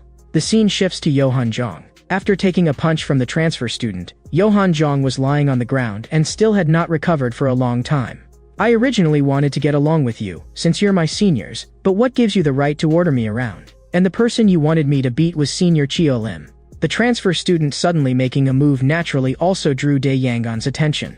Dae Yang-on directly lunged forward and swept a vicious kick toward the transfer student's back. But this transfer student was clearly no pushover either. Facing Dae Yang-on's attack, he neither dodged nor retreated and instead met it head-on with a punch. As the transfer student exchanged blows with Dae Yang-on, he even smiled and said, Looks like this school isn't full of trash after all. But just as they were fighting at their fiercest, Yohan Jong suddenly spoke up and stopped them both. Hey, transfer student, do you have the wrong idea? The Cheo-lim I told you to deal with is a first-year student. Do you call a first year your senior? Hearing Yohan Jong say that, the transfer student was obviously stunned for a moment. The moment he heard the name Cheo-lim, he had overreacted a little. After finally understanding clearly, he scratched his head and said with a smile, Sorry, I thought that Cheo-lim was the Cheo-lim I know. That person is someone I respect. How about you hit me back now? But Yohan Jong did not take the matter to heart at all. Enough nonsense. Just bring Cheo-lim here first. After hearing Johan Jong's words, the transfer student immediately set off eagerly. And none of them knew that Cheolim really might know this transfer student. Cheolim now seemed truly isolated. Looking at the transfer student's departing figure, Dae Yangon looked puzzled. And you're just letting him go like that? Johan Jong revealed a cold, sinister smile. Let's first see how he performs. It won't be too late to deal with him afterward. And by then, we can use even harsher methods. The scene shifts to class 1 to 2. Looking at the two people who had suddenly barged in, the blonde-haired guy immediately felt alarm bells going off in his head. He certainly did not dare provoke people like Gahak Kim. Don't just sit there glaring at me. Stand up and greet me properly. The blonde-haired guy thought Gahak Kim was talking to him. Seeing that, Gahak Kim directly told him to get lost, saying he was not the one he had come for. The moment he heard that, the blonde-haired guy immediately obeyed and slunk off to the side. At this moment, Gahak Kim walked toward Cheolim step by step. That older sister of yours is really giving me a headache. How should I put this? I like her. I originally just wanted to like her quietly, but she keeps handing out those declaration forms everywhere like flyers. But no matter what Gahak Kim said, Cheolim did not say a single word. His gaze simply remained locked tightly on him. That attitude completely enraged Gahak Kim. I'm talking to you, so why aren't you answering? What exactly do I have to do to wipe that expression off your face and make you look at me the way Sol Kim used to? Or maybe I should change targets. Your sister's reaction seems pretty interesting too. Cheolim grabbed Gahak Kim by the collar. His whole body like a completely enraged beast, with a murderous fury that almost seemed ready to burst out of the frame. If you dare touch her, I will kill every last one of you. But after hearing that, Gahak Kim only sneered even more. Just you alone? Lee Kong-min at the side also spoke up. I advise you to think this through carefully, or the consequences will be severe. At that moment, the transfer student also slowly arrived at class 1 to 2. When he got there, he happened to see Gahak Kim and the other guy leaving. After the two of them walked away, he slowly stopped at the doorway. He only took one look at Cheolim from a distance, and the transfer student recognized him instantly, his pupils suddenly widening. After confirming that the person really was Cheolim, the transfer student immediately rushed toward him. Boss, it really is you. Seeing who it was, Cheolim was also stunned. His thoughts were instantly dragged back to his middle school days. Back then, he often gathered on the rooftop with a group of people, and one of them was the red-haired guy who had once fought alongside Cheolim. At that moment, the red-haired guy said to a man in white, "Do you have a younger brother? He really looks a lot like you." After hearing that, the man in white looked disdainful. "What younger brother? I'm an only child." And right after the man in white said that, a second-year middle school student pushed the door open and walked in. After seeing him, even Cheolim could not help feeling that this person really did look a lot like the man in white. "Hello, seniors. My name is Klee. It's a pleasure to meet all of you." The scene returns to the present. Klee asked Cheolim with a puzzled look, "Senior, why are you here?" Before Cheolim could answer, the blonde-haired guy beside them spoke first. "Did you mistake him for someone else? Cheolim is a first-year student." Before the blonde-haired guy could even finish speaking, Klee grabbed him and lifted him up. "Who the hell do you think you are? Acting so recklessly and calling the boss by name." Seeing that, Cheolim finally spoke. "Put him down first." The moment Klee heard that, he obeyed immediately. "Yes, boss." After that, Cheolim called Klee outside, and then told him everything about why he was in the first year. After hearing it, Klee said he understood. He said that if something like that had happened to him, he probably would have made the same choice as Cheolim. Then Cheolim asked Klee why he had come to class 1 to 2. Klee scratched his head and said his situation was a bit complicated. Of course, there was no way he could say that he had originally come to beat up Cheolim. So he directly stood up and said, "Boss, is there anything I can do for you?" Looking at the lackey in front of him, Cheolim asked suspiciously, "Can you handle it?" After hearing that, Klee replied in a frighteningly ruthless tone, "Just say the word, and I'll kill every last one of them." In the office, Hyun Seo stared at the form in her hands for a long time without moving. Because not only had Gahak Kim not written a single word, he had even brazenly drawn a heart on the form. While she was lost in thought, that teacher walked over again. "Teacher Hyun Seo, go to the principal's office. The principal wants to see you." The scene shifts to Johan Jong. After hearing that Johan Jong had been punched by a second-year transfer student, Gahak Kim laughed himself nearly crazy on the spot. "You actually got hit by a second-year punk. You've really made all of us third-years lose face. Looks like you really do need me to stay by your side and protect you. Why didn't you just have Daeang beat that guy half to death?" Hearing Gahak Kim's mockery, Johan Jong immediately said coldly, "Beat up this brat Gahak Kim first." Listening to the two of them bicker, Dae Yang-on looked speechless. "The two of you are arguing, so why drag me into it?" Johan Jong had no interest in dealing with Gahak Kim at all and only kept staring at his phone. As no message came for a long time, Johan Jong already knew that Klee most likely was not coming, and he could not help cursing Klee in his heart. At that moment, Gi-ha Kim was still pressing him from the side. What's going on? Didn't that Klee guy say he would bring Cheo-lim over? At that moment, Lee Kong-min at the side spoke up. Do you really think Klee would bring Cheo-lim over? Is it possible that the senior Klee respects is the first-year Cheo-lim? After hearing that, Gi-ha Kim's face was full of disbelief. How is that possible? Lee Kong-min continued analyzing. If Cheo-lim repeated a year, then his age really could be older than Klee's. But Gi-ha Kim still could not understand it. If Cheo-lim were really that formidable, why have we never heard his name before? At that moment, Johan Jong interrupted them. I think we'll know the answer very soon. As long as we see whether Klee brings Cheo-lim over, everything will naturally become clear. And just after he said that, the sound of slippers came from far to near. That's right, Klee had arrived. The moment Klee appeared, he did not waste a single word and directly launched a fierce attack. With a whipping kick, he smashed violently toward Dae Yang-on. But Dae Yang-on was, after all, the 10th-ranked fighter at Wono High School, so he was obviously no weakling. He grabbed Klee's lower leg and hurled him away hard. Gi-ha Kim also immediately recognized that the newcomer was Klee. So you played us, huh? Why are you here alone? Where's Cheo-lim? That's what I should be asking. Cheo-lim is my senior. Dae Yang-on could not be bothered to waste any more words with him.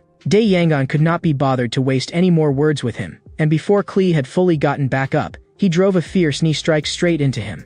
Faced with Dae Yang-on's relentless attacks, Klee narrowly dodged with a sliding sweep. Then he countered with a sweeping leg, directly interrupting Dae Yang-on's momentum. Right after that, Klee crouched down to gather power, and blasted a vicious punch straight toward Dae Yang-on's chin. That whole combo forced Dae Yang-on back several meters in one go. Looking at the ruthless Klee in front of him, Dae Yang-on knew that he had to get serious. The instant their eyes met, this battle truly began. Klee quickly discovered that Dae Yang-on seemed able to see through his movements.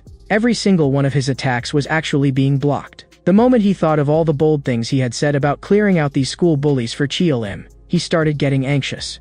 He had even said he would clean them all up for Cheo-lim, but who could have expected that he could not even take down a single Dae Yang-on?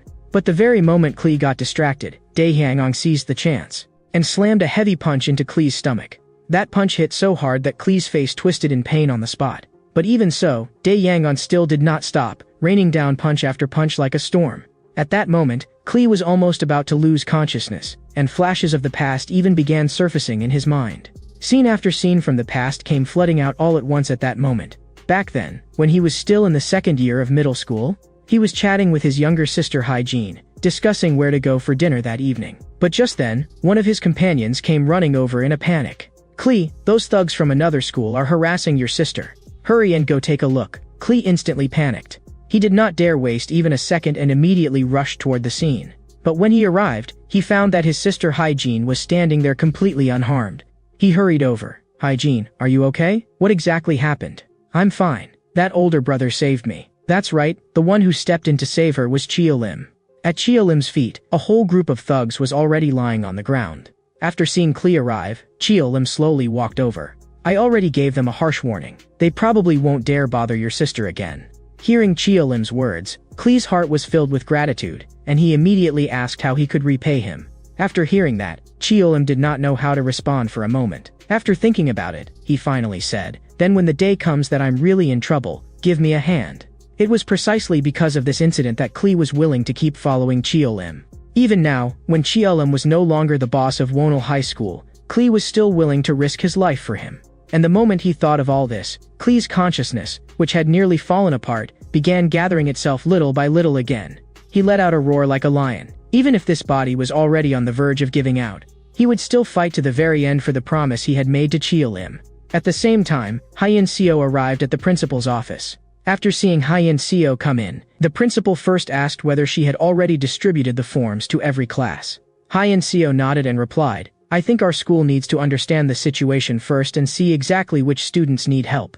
But after hearing that, the principal said, I understand your thinking, but the matter has not yet been verified. If we do this, it will inevitably bring some negative effects. Hyein Seo immediately spoke up in rebuttal. The incident has already happened. Even at this very moment, there may be students suffering bullying right now. Are we supposed to just stand by and watch those students continue to be hurt? Hearing that, the principal immediately explained. That's not what I mean. No matter where you are, there will always be people who suffer unfairness, only to different degrees. Punishing the bullies and restoring peace to the campus is of course the ideal state. But do you really think that as long as those school bullies disappear, the school will become peaceful? Maybe once the old ones fall, new ones will soon take their place. You've only just arrived here, so you may not understand yet. Our school is far more complicated than you think. If the students join together and fill out the forms recklessly, some innocent people may instead end up receiving unjust punishment because of it. When that happens, who will take responsibility? When your sense of justice goes too far, it becomes meddling. Hearing the principal's words, Hyun-seo found herself unable to say anything for a moment. The principal continued, I know you and Sol Kim came from the same orphanage, but Sol Kim is already gone. What you need now, I think, is to calm down, reflect carefully, and not act on impulse. If you really want to push for disciplinary action, then I hope you will bring evidence, not just suspicion. Klee exploded with every ounce of strength in his body, wanting to clash with Daehang one last time. But his body was already too badly injured, and the force behind this blow was no longer as sharp as it had been at the beginning. Dae-yang-on merely shifted to the side, and easily dodged it. Looking at Dae-yang-on, who had suddenly appeared behind him, Klee's eyes were filled with disbelief. But what came in the next second was Dae-yang-on's extremely heavy punch, and that punch completely shattered Klee's ability to keep fighting. Although he had already sent Klee to cause trouble for those people, Cheolim still could not let go of the matter with Kahak Kim. His heart remained torn.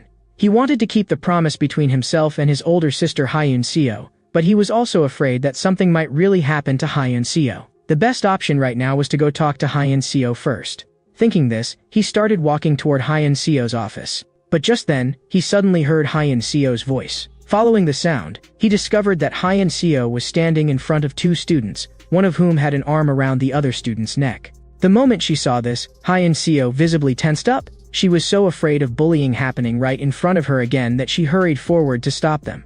But the two students explained that they were only messing around. Hyun-seo simply could not believe it. How could one person grabbing another by the neck possibly be called playing around? Hyun-seo did not believe them at all. She only felt that the bullied student was making excuses for himself. But the two students were also somewhat dumbfounded. They really had just been fooling around, yet this teacher refused to believe them no matter what. That student immediately grew anxious and quickly asked his friend to say something too. Seeing that, the friend also hurriedly explained that they really were very good friends and often joked around like that. Listening to the two of them explain, Hyun-seo did not know what to say for a moment. She worried that the other student was afraid of retaliation and therefore did not dare tell the truth, so she questioned them again. Only after receiving another firm answer did Hyun-seo half-reluctantly stop pursuing the matter, though before leaving, she still reminded the two of them to be more careful in the future. Cheolim, hidden in the corner, heard everything that happened there clearly. Just then, Baek Sung-hyun suddenly appeared at the end of the hallway and happened to run into Cheolim, who was deep in thought. After that, the two found a quiet place, and Cheolim had many things he wanted to talk over with Baek Sung-hyun. Hearing that Cheolim had taken the initiative to talk to him, Baek Sung-hyun was clearly a little surprised, because Cheolim had always given people the feeling of being unapproachable. But in fact, even if Cheolim said nothing, Baek Sung-hyun already knew what was troubling him. Baek Sung-hyun looked quiet and taciturn, but his mind was very clear. Besides, he had previously heard the conversation between Cheolim and Hyun-seo with his own ears. Baek Sung-hyun understood Cheolim's current actions very well, because if there really were a teacher like Hyun-seo in the school, then for everyone like Sol Kim, it would be a kind of salvation. Not everyone has an older brother like Cheolim. After hearing Baek Sung-hyun's words, Cheolim's face showed little reaction. He said word by word, but Sol Kim was not saved. In fact, that sentence alone made it clear that Cheolim had never really let it go. He still wanted to personally settle accounts with those school bullies through violence, but Hyun-seo's appearance had stopped him in his tracks. There was no way he could ignore his older sister's words. But even if he really decided not to listen, if Hyun-seo stood in his way again when the time came, then what could he do? So the current Cheolim was truly trapped. Hearing this, Baek Sung-hyun continued to comfort him. I also hope that those who bullied Sol Kim will all get what's coming to them in the end, repaid in their own way. I think anyone who has ever been bullied would want to personally take revenge on those school bullies. Listening to Baek Sung-hyun's words, Cheolim said in a low voice, is there really no way to make all of this come true? But Baek Sung-hyun had no answer either. If you truly cannot change the situation in front of you, then maybe trying to trust the teacher is also one way. Cheolim frowned even more deeply. More than ever, he wanted to find an answer, but unfortunately, Baek Sung-hyun could not help him either. Hyun-seo returned to the office. She had just been scolded by the principal, and then turned around and experienced that scene in the hallway, leaving her whole mood visibly low. Looking at the forms on the desk, she began struggling inwardly. The principal's words from earlier seemed to still echo in her ears. Although she knew that the principal was not entirely right, faced with the pressure from her superior, she still did not know how to argue back for the moment. As she thought, she casually picked up one of the forms. But the instant she saw what was written on it, her pupils suddenly contracted, as if she had discovered something extremely serious. The scene shifts to Klee. Klee had already been completely beaten to the ground. Gi-hak Kim looked down at Klee on the floor and said with a face full of disdain, "You came charging over all aggressively. I thought you were actually capable of something, but this is all you've got. You're not even worth me making a move myself." Listening to Gi-hak Kim's mocking sarcasm behind him, Klee still could not help turning back to curse at him. Seeing that Klee still had the strength to talk back, Dae Yangon charged up again, and viciously kicked him in the chin. But that kick was still not the end of it, as if he were afraid Klee might still get back up and fight back. Dae Yangon then brutally kicked Klee again and again without mercy while he was lying on the ground. Judging by those heavy blows one after another, that was definitely enough to leave Klee bedridden for days. Just then, Yoon Gyu-min, ranked 9th at Wono High School, and Choi Sung-min, ranked 5th, walked over. The moment he saw the two of them appear, Gi-hak Kim immediately excitedly told Yoon Gyu-min that he had just learned some explosive news. But before Gi-hak Kim could even speak, Lee Kong-min beside him had already said it first. "We suspect that Cheol-in might be a repeat student. If he had not dropped out back then, he would probably be in the same grade as us now." Watching Lee Kong-min steal all his lines, watching Lee Kong-min steal all his credit, watching Lee Kong-min steal all his credit, Gi-hak Kim got so angry that he jumped on the spot. But while the group was still talking, another voice suddenly rang out. "What are you doing?" Everyone turned around to look, and no one had expected it. No one had expected it. The person who had come was actually Ha-yoon Seo. At that moment, Ha-yoon Seo was glaring at them furiously. She had clearly witnessed Dae Yangon brutally beating Klee with her own eyes, and she was even holding up her phone and recording. To be honest, Ha-yoon Seo's reaction this time was not slow. At least she had not been completely blinded by anger and knew to use her phone to collect evidence first. As for why she had found this place, it was most likely related to the form she had just seen. But if you say she was calm, she knew to record evidence. If you say she was not calm, she actually dared to come here alone. Not one of these school bullies would truly respect her. If this group completely lost control and rushed over to snatch the phone, or even did something worse to her, no one could guarantee what the outcome would be. After all, these people were not ordinary thugs at all. They had already driven Sol Kim to jump off a building, yet they could still stand here completely unharmed. That alone was enough to show that there was definitely nothing simple about the forces behind them. Sure enough, after seeing Ha-yoon Seo recording, they were not flustered in the slightest. Gi-hak Kim was the first to walk over. "Teacher Ha-yoon Seo, you really don't know what it means to give up." And as expected, the situation developed exactly as one would imagine. In the very next second, Gi-hak Kim grabbed Ha-yoon Seo by the arm and directly tried to snatch her phone away. Ha-yoon Seo still wanted to use her authority as a teacher to suppress him, but it had no effect at all. Instead, Gi-hak Kim even openly harassed her on the spot, and the phone was forcibly taken from her. But just when Gi-hak Kim was getting carried away with pride while holding the phone, Ha-yoon Seo raised her hand and slapped him hard across the face. That scene made everyone present freeze in shock. No one had expected the seemingly gentle Ha-yoon Seo to be this tough. The one who could not believe it either was Gi-hak Kim. Being slapped in front of so many people made the face-conscious him completely furious. He grabbed Ha-yoon Seo by the hair and yanked her down hard. The intense pain from her scalp made Ha-yoon Seo instantly lose her voice from the pain. But even then, Gi-hak Kim still was not satisfied. Grabbing Ha-yoon Seo, he directly threw her hard onto the ground. Ha-yoon Seo's glasses shattered all over the floor on the spot. The enormous pain left Ha-yoon Seo unable to get up for a long time. The people around her were each colder than the last, as if the person lying on the ground was not a teacher who should have been respected, but merely a stranger who had nothing to do with them. Only after Ha-yoon Seo had completely stopped moving did So-min at the side finally speak up. "Gi-hak Kim, why did you hit a teacher and beat her until she passed out?" Yohan Jong behind him also added, "Hitting a teacher is not the same as hitting a student. This teacher has always been trying to cause trouble for us." This time Gi-hak Kim was truly panicked and hurriedly shouted what they should do now. After hearing that, Yohan Jong's eyes turned cold. "You're the one who hit her. What does that have to do with me?" Just from the reactions of the people around them, it was obvious that although they looked like they were on the same side on the surface, their hearts were not truly together. But someone had to take the fall for this. So who should they pin it on? Yohan Jong said nothing and merely slowly shifted his gaze to Klee, who was lying on the ground. He merely slowly shifted his gaze to Klee, who was lying on the ground. Clearly, he intended to pin all the blame directly on Klee. Cheol-im had absolutely no idea about everything happening here. At this moment, he was wandering alone through the campus without direction, replaying his conversation with Baek Sung-hyun over and over in his mind. But as he walked, he suddenly noticed a crowd of students gathered ahead. Out of instinct, he stepped forward to see what had happened. But the farther forward he went, the more his heart sank, because he heard the surrounding students saying that someone had fallen from the rooftop, and that it was the new teacher. Cheo-lim's whole body instantly froze. The first person he thought of was Hyun Seo, and the scene of Sol Kim jumping off the building also came flooding back wildly at that moment. He stumbled forward, desperately pushing through the layers of people in front of him, forcing his way ahead while frantically praying in his heart that it would not be Hyun Seo. Finally, he reached the very front. When he saw that familiar figure on the ground, it was as if his mind exploded in an instant. He stood there blankly, his eyes full of disbelief. He kept telling himself that this was not real, that this had to be a dream, but the glaring blood on the ground and that familiar staff ID kept telling him again and again that all of it was real. In his mind, all the little moments between himself and Hyun Seo came back uncontrollably. Back then, he had still been very young, living in the orphanage together with Sol Kim. One time, the school held a sports day, and after the competition was over, Cheo-lim watched the other children being accompanied by their parents, his heart full of indescribable envy. That feeling was something children like them, who were orphans, had never truly had. But just as Cheo-lim and Sol Kim were silently watching, a voice suddenly came from the distance. It was Hyun Seo, who had come to see them with food. The moment they saw Hyun Seo suddenly appear, Cheo-lim and Sol Kim were instantly overjoyed, and ran straight toward her. Hyun Seo's appearance gave Cheo-lim some of the very few moments of warmth in his life. And it was precisely at that time that Cheo-lim had already secretly sworn in his heart that he would definitely protect Hyun Seo. Cheo-lim sat outside the emergency room, his eyes completely hollow.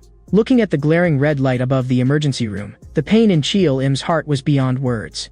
Not long ago, he had just lost Sol Kim, and now Hyun Seo had fallen too. He felt as if the whole world was driving him toward collapse. He began blaming himself madly, blaming himself for not being able to protect Hyun Seo. If he could, he would even have been willing to trade his own life for lifelong safety for Sol Kim and Hyun Seo. And just at that moment, the doctor pushed the door open and came out. Hearing the movement, Cheo-lim immediately stood up. "I'm Hyun Seo's younger brother. How is my sister now?" What the doctor said next made him breathe a sigh of relief, yet also plunged him back into despair. Fortunately, she was brought in time, so her condition is not at its most critical. That in itself is already something of a miracle. The fact that she survived the fall from such a height likely had a lot to do with that patch of bushes, but the impact to her cervical spine was extremely severe, so she will very likely be paralyzed from the neck down. Cheo-lim's eyes widened violently. He simply could not believe that what he had heard was real.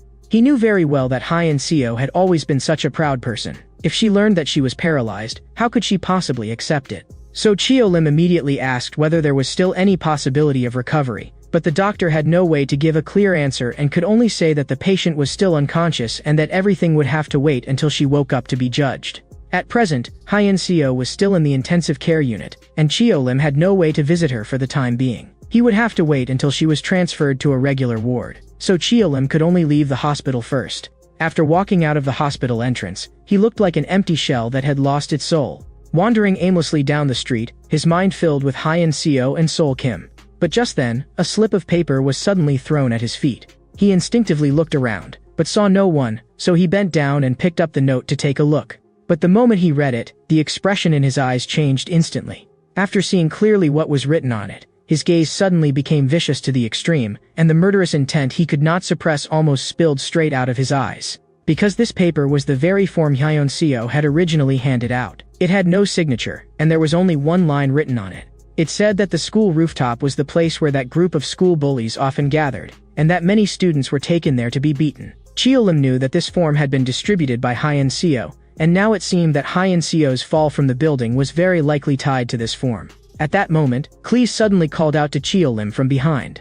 After hearing Klee's voice, Cheo-lim slowly turned around. But when Cheo-lim got a clear look at Klee, he discovered that Klee had already been beaten until he was almost unrecognizable. He immediately rushed forward and demanded to know what had happened. After hearing that, Klee spoke with grievance and guilt in his tone, saying that he had originally wanted to help Cheo-lim, which was why he had gone to the rooftop, but he had never expected that in the end he would instead completely ruin everything. The moment he heard that Klee had also gone to the rooftop, Cheo-lim's pupils shrank sharply. "You went to the rooftop too, so you must have seen Hyun Seo. Was it those bastards who pushed Hyun Seo down?" But faced with Cheo-lim's questioning, Klee did not answer immediately. Instead, he stayed silent for a long time before finally speaking. And the moment Klee spoke the truth, Cheol-im froze completely on the spot, because Klee said that the person who pushed Hyun Seo off the rooftop was him. It was as if Cheol-im had been struck by lightning on the spot. His whole body stiffened, and for a long time he could not say a single word. After he fully understood Klee's words, the anger in Cheol-im's heart finally exploded completely. He grabbed Klee by the throat and directly lifted him up. At that moment, Cheol-im truly intended to kill him. But even though his rage was already impossible to suppress, Cheol-im still forced himself to calm down and stared at Klee, asking him whether he was joking about something like this. Cheol-im's hand was like an iron clamp, squeezing so hard that Klee could barely breathe. Klee struggled to speak, saying that he had been forced by that group. After Hyun Seo was knocked unconscious, Yohan Jong and Lee Kongmin discussed making Klee take the blame for it. Then Yohan Jong walked over to Klee and said to him, "I need you to do one thing for us. Do you see that teacher? Push her off the rooftop." Klee froze on the spot, but before he could even refuse, Yohan Jong had already said with a dark expression, "Don't rush to refuse. If you don't do as I say, then we don't mind going to have a little fun with hygiene." Klee's pupils contracted sharply. He had no idea why the people in front of him knew about his younger sister's existence. But that was no longer the key point. The key point was that if he did not obey, then his sister would definitely be in danger. Klee had not dealt with these people much, but he knew very clearly that they were ruthless and capable of anything. But asking him to personally push Cheol-im's sister off a building was also something he absolutely could not do. The moment his anger surged to his head, he clenched his fists and charged forward. But before he could even get close, Dae Yangun stopped him. At that moment, Yohan Jong continued, "Something you can do. Why can't we do it? Why do you think you transferred to this school? Did you think I didn't know? If you can force yourself onto other little girls, then why can't we go have a good time with your sister?" At that moment, Klee's psychological defenses completely collapsed. Even Gahak Kim at the side could not help sneering as he added fuel to the fire. "How ridiculous. You act so respectful toward your seniors and so eager to help people, but from beginning to end you're just trash. Quick, tell me what school his sister goes to. I want him to get a proper taste of what pain feels like too." Watching Gahak Kim turn around and start to leave, Yohan Jong still wore a smile on his face as he continued pressing him. "Have you thought it through? He really is about to leave. Although we'll record evidence of you pushing the teacher down, publicly we'll say that the teacher accidentally fell by herself." Listening to the sound of Gahak Kim's departing footsteps, Klee finally could not hold on any longer. "I'm sorry, Senior Cheol-im. That's the whole reason, but I really only wanted to save my sister." Hearing this, Cheol-im slammed Klee hard to the ground. In the end, he still let Klee go, because he knew that even without Klee, there would certainly have been someone else. Hyun Seo's ending would not have changed because of that. The real culprits were those beasts. But even so, he still had no way to accept that the person who had personally pushed Hyun Seo down would turn out to be Klee. So he turned around and walked away without looking back. Watching Cheol-im's departing figure, Klee kept apologizing without stop.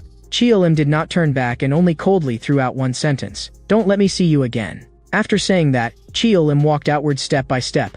With every step forward, the anger in his heart grew heavier. He was going to find those beasts, and he was going to tear those beasts apart with his own hands. The scene shifts to the rooftop. Gihak Kim was looking down below, and he seemed extremely satisfied with his handiwork. You could tell from the twisted smile on his face that these school bullies could no longer even be considered human. They were nothing but beasts wearing human skin. After doing something like this, they did not feel the slightest bit of guilt. Instead, it was as if they were admiring a finished work of their own. Those other school bullies also remained completely unmoved, as if this were just some trivial little matter. As for the news that Hyun Seo had become vegetative, they did not care at all. As long as Hyun Seo would no longer threaten them in the future, that was enough. At that moment, Lee Kongmin suddenly spoke up. "Cheol-im has probably already gone mad by now. He'll most likely come looking for us." But Gahak Kim did not care at all. He simply did not think Cheol-im was that frightening. But he would soon pay the price for his arrogance, because he was about to find out just how terrifying a completely enraged Cheol-im really was. Only Yohan Jong seemed to have already guessed something. "Do you really think you can beat Cheol-im?" Gihak Kim looked confused and immediately asked Yohan Jong whether he had discovered something. But before Yohan Jong could speak, Choi Hyang Cheol, ranked 8th at Mono High, pushed the door open and walked in. "Didn't you say everyone was here already? I wanted to make a cool entrance like the main character." "Yeah, Kim, why are you still here? How come you didn't go spend a few days in the police station first?" Hearing Choi Hyang Cheol say that, Gihak Kim's face darkened, and he was just about to curse back. But suddenly, he saw a hand reach from behind and press directly onto Choi Hyang Cheol's face. With a loud bang, Choi Hyang Cheol's whole body was slammed hard into the iron door, and blood instantly splattered everywhere. Seeing that Cheolim had actually found this place, Gihak Kim immediately realized that it had to be that guy Klee who had told Cheolim everything. As Cheolim walked toward them step by step, Gihak Kim and the others had already taken up fighting stances. But at that moment, a hand suddenly stabbed fiercely toward Cheolim's ankle. With a wet stab, Cheolim's ankle was instantly pierced, and blood immediately began pouring out.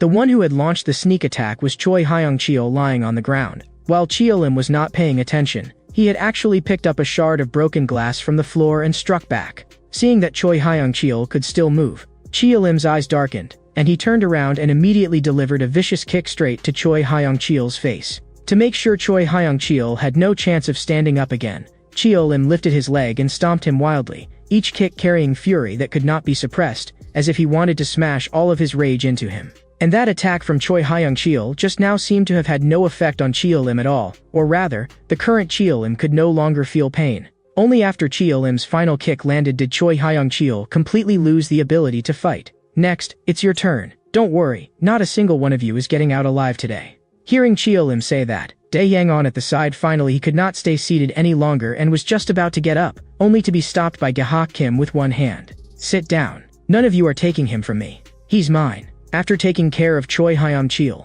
Cheolim walked toward them step by step. Then, with a sudden burst forward and a turn, he charged straight at Gihak Kim like he meant to kill him.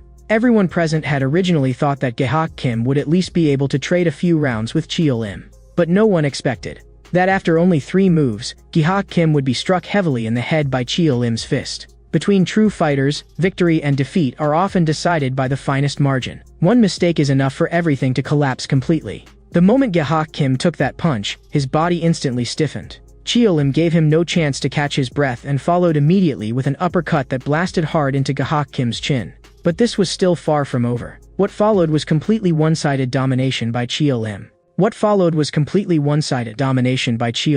With elbow strikes and knee blows flowing together into one relentless sequence. He beat Gihak Kim so thoroughly that he did not even have the right to resist anymore. Every time Cheolim threw a punch, the image of Hyun-seo in the hospital room flashed through his mind. Choi Hyung-cheo, ranked 8th at Wonul High, and Gihak Kim, ranked 5th, had officially been defeated. No one had imagined that Cheolim, pushed to the absolute limit of rage, would become this terrifying. Even seeing that Gihak Kim was already lying on the ground with only a breath left in him, Cheolim's anger did not weaken in the slightest. Instead, it burned even fiercer. In the end, he actually grabbed Gihak Kim by the hair and hurled him out hard. Everyone had originally thought that Gihak Kim was really going to die from that throw. But unexpectedly, Lee Kong-min suddenly moved and grabbed the nearly falling Gihak Kim, forcibly pulling him back. That was how Gihak Kim barely managed to keep his life. Lee Kong-min and Dae Yang-on also finally realized that Cheolim was not someone they could deal with casually at all. They had to attack him together. Seeing that Cheolim had become this ferocious, Dae Yang-on could no longer hold back and launched the first attack. Although he had long heard Cheolim's name, this was the first time Dae Yang-on had truly faced him. Dae Yang-on grabbed Cheolim by the collar, wanting to gain the upper hand first with a knee strike. He had thought the attack was certain to land, but unexpectedly, Cheolim shifted to the side and dodged it directly. This move had almost never failed Dae Yang-on in the past, but Cheolim had avoided it so easily that even Dae Yang-on himself froze for a moment. But that one opening was enough. Seizing the chance, Cheolim threw a straight punch and smashed it hard toward Dae Yang-on. The punch was fast, ruthless, and accurate. Dae Yang-on had no time to react and could only take it head-on.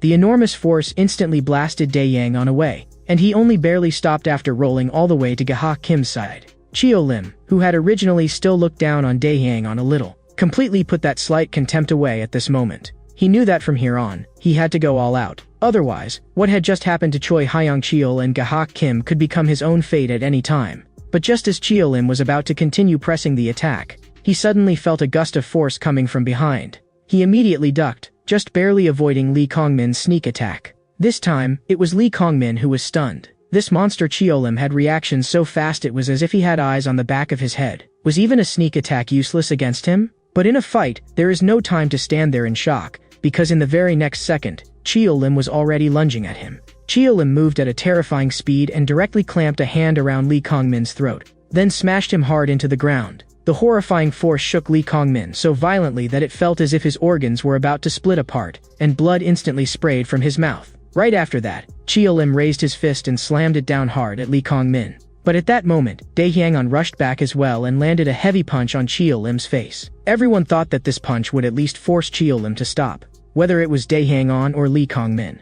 None of them expected what happened next. The reality far exceeded everyone's expectations. Cheo-lim acted as if he did not feel it at all and threw another heavy punch at Lee Kong-min. No matter how Dae-hyang-on hit him, Cheo-lim simply would not let go. Punch after punch, Lee Kong-min's face was instantly battered until it was covered in blood. Everyone at the scene was dumbstruck. No one had expected that Cheo-lim would not only be absurdly strong, but also able to withstand this much. In his berserk state, Cheo-lim was truly terrifying. No wonder he had once been the boss. Seeing that Cheo-lim still refused to stop, Dae-hyang-on, shocked, continued attacking and directly turned his body to throw a full power punch. He wanted to use this blow to completely take Cheo-lim down. But in the next second, his fist hit nothing but air. Cheo-lim had already disengaged from Lee Kong-min. Cheo-lim was ruthless, but he was not stupid. If Dae-hyang-on's punch had landed cleanly on the back of his head, then no matter how strong he was, he would definitely have lost the ability to fight instantly, because the back of the head is the most fragile part of the human body.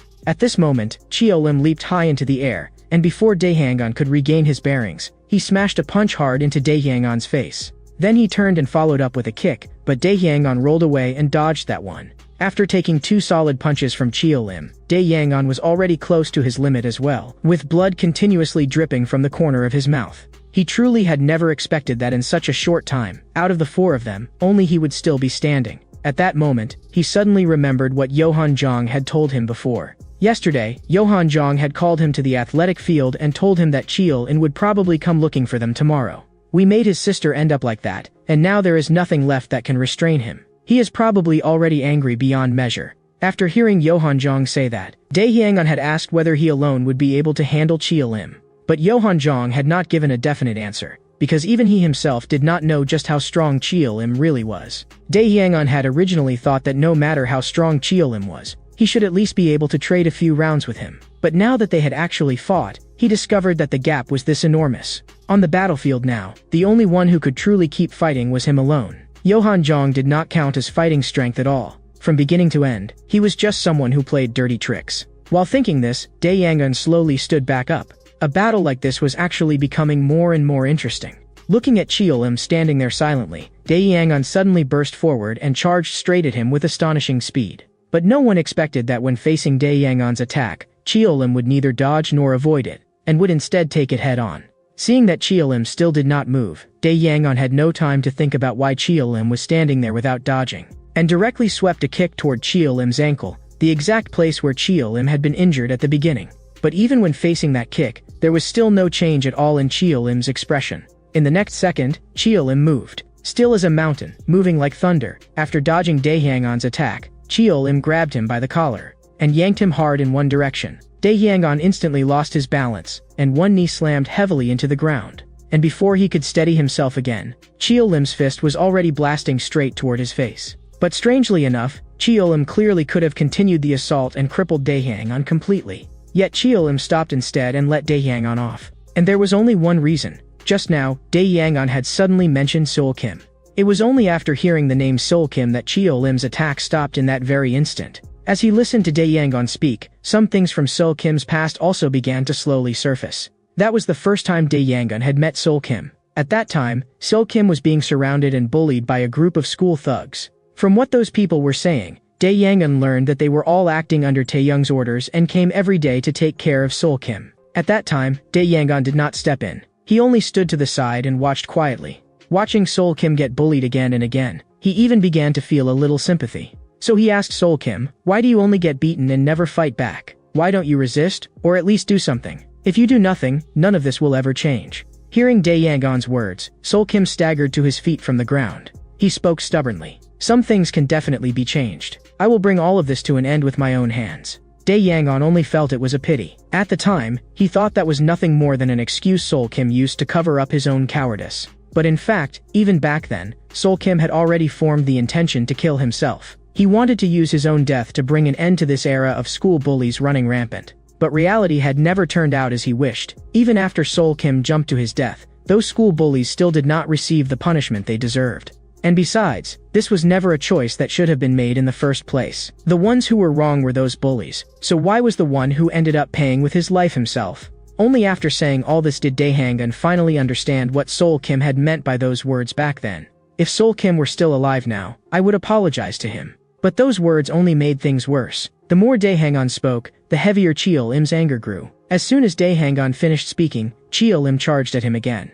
But no one expected that this time, Dae-hang actually managed to withstand Cheol-im's offensive. From the force behind Cheol-im's attacks, Dae-hang could clearly feel that Cheol-im's strikes had already begun to weaken.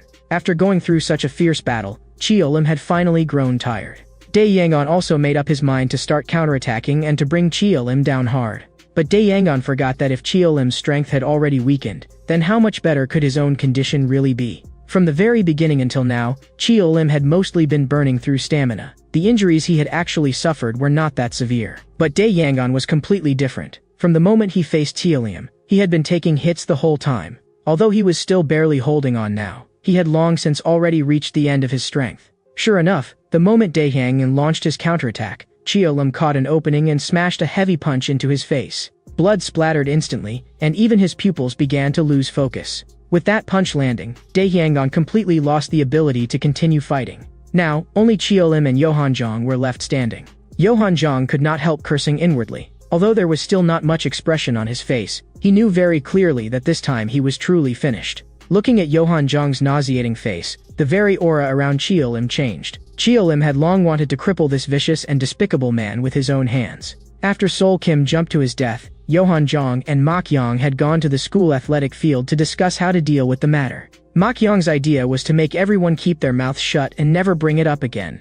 But Yohan-jong felt that if they only relied on fear to suppress the students, things would lose control sooner or later. Standing behind them, Tae-soo listened to their conversation and slowly said, "Don't worry, it won't be long before I transfer schools. Once I'm gone, this matter will naturally die down little by little." Hearing Tae-soo's words, Yohan-jong was confused. He simply could not understand why Tae-soo wanted to do that. If you were planning to bear the consequences alone, then why did you tell us to go bully Sol Kim in the first place? You only told us to beat him, but you yourself never personally laid a hand on him even once. Tae-soo did not answer that question. Instead, he asked Yohan-jong, "You should still have videos of bullying Sol Kim on your side, right? In a little while, I'll give you a phone number. Send those videos there. You don't need to worry about who that number belongs to, because before long, you'll naturally find out." And now, Yohan-jong did indeed know, and he had even taken a solid punch from that person.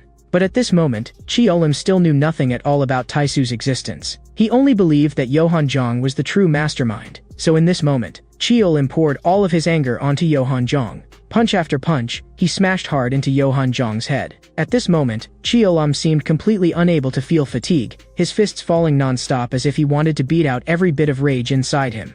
Even though Yohan-jong had already been beaten until his face was covered in blood, Cheol-im still did not stop. Seeing that he really was about to be beaten to death, Yohan-jong finally spoke.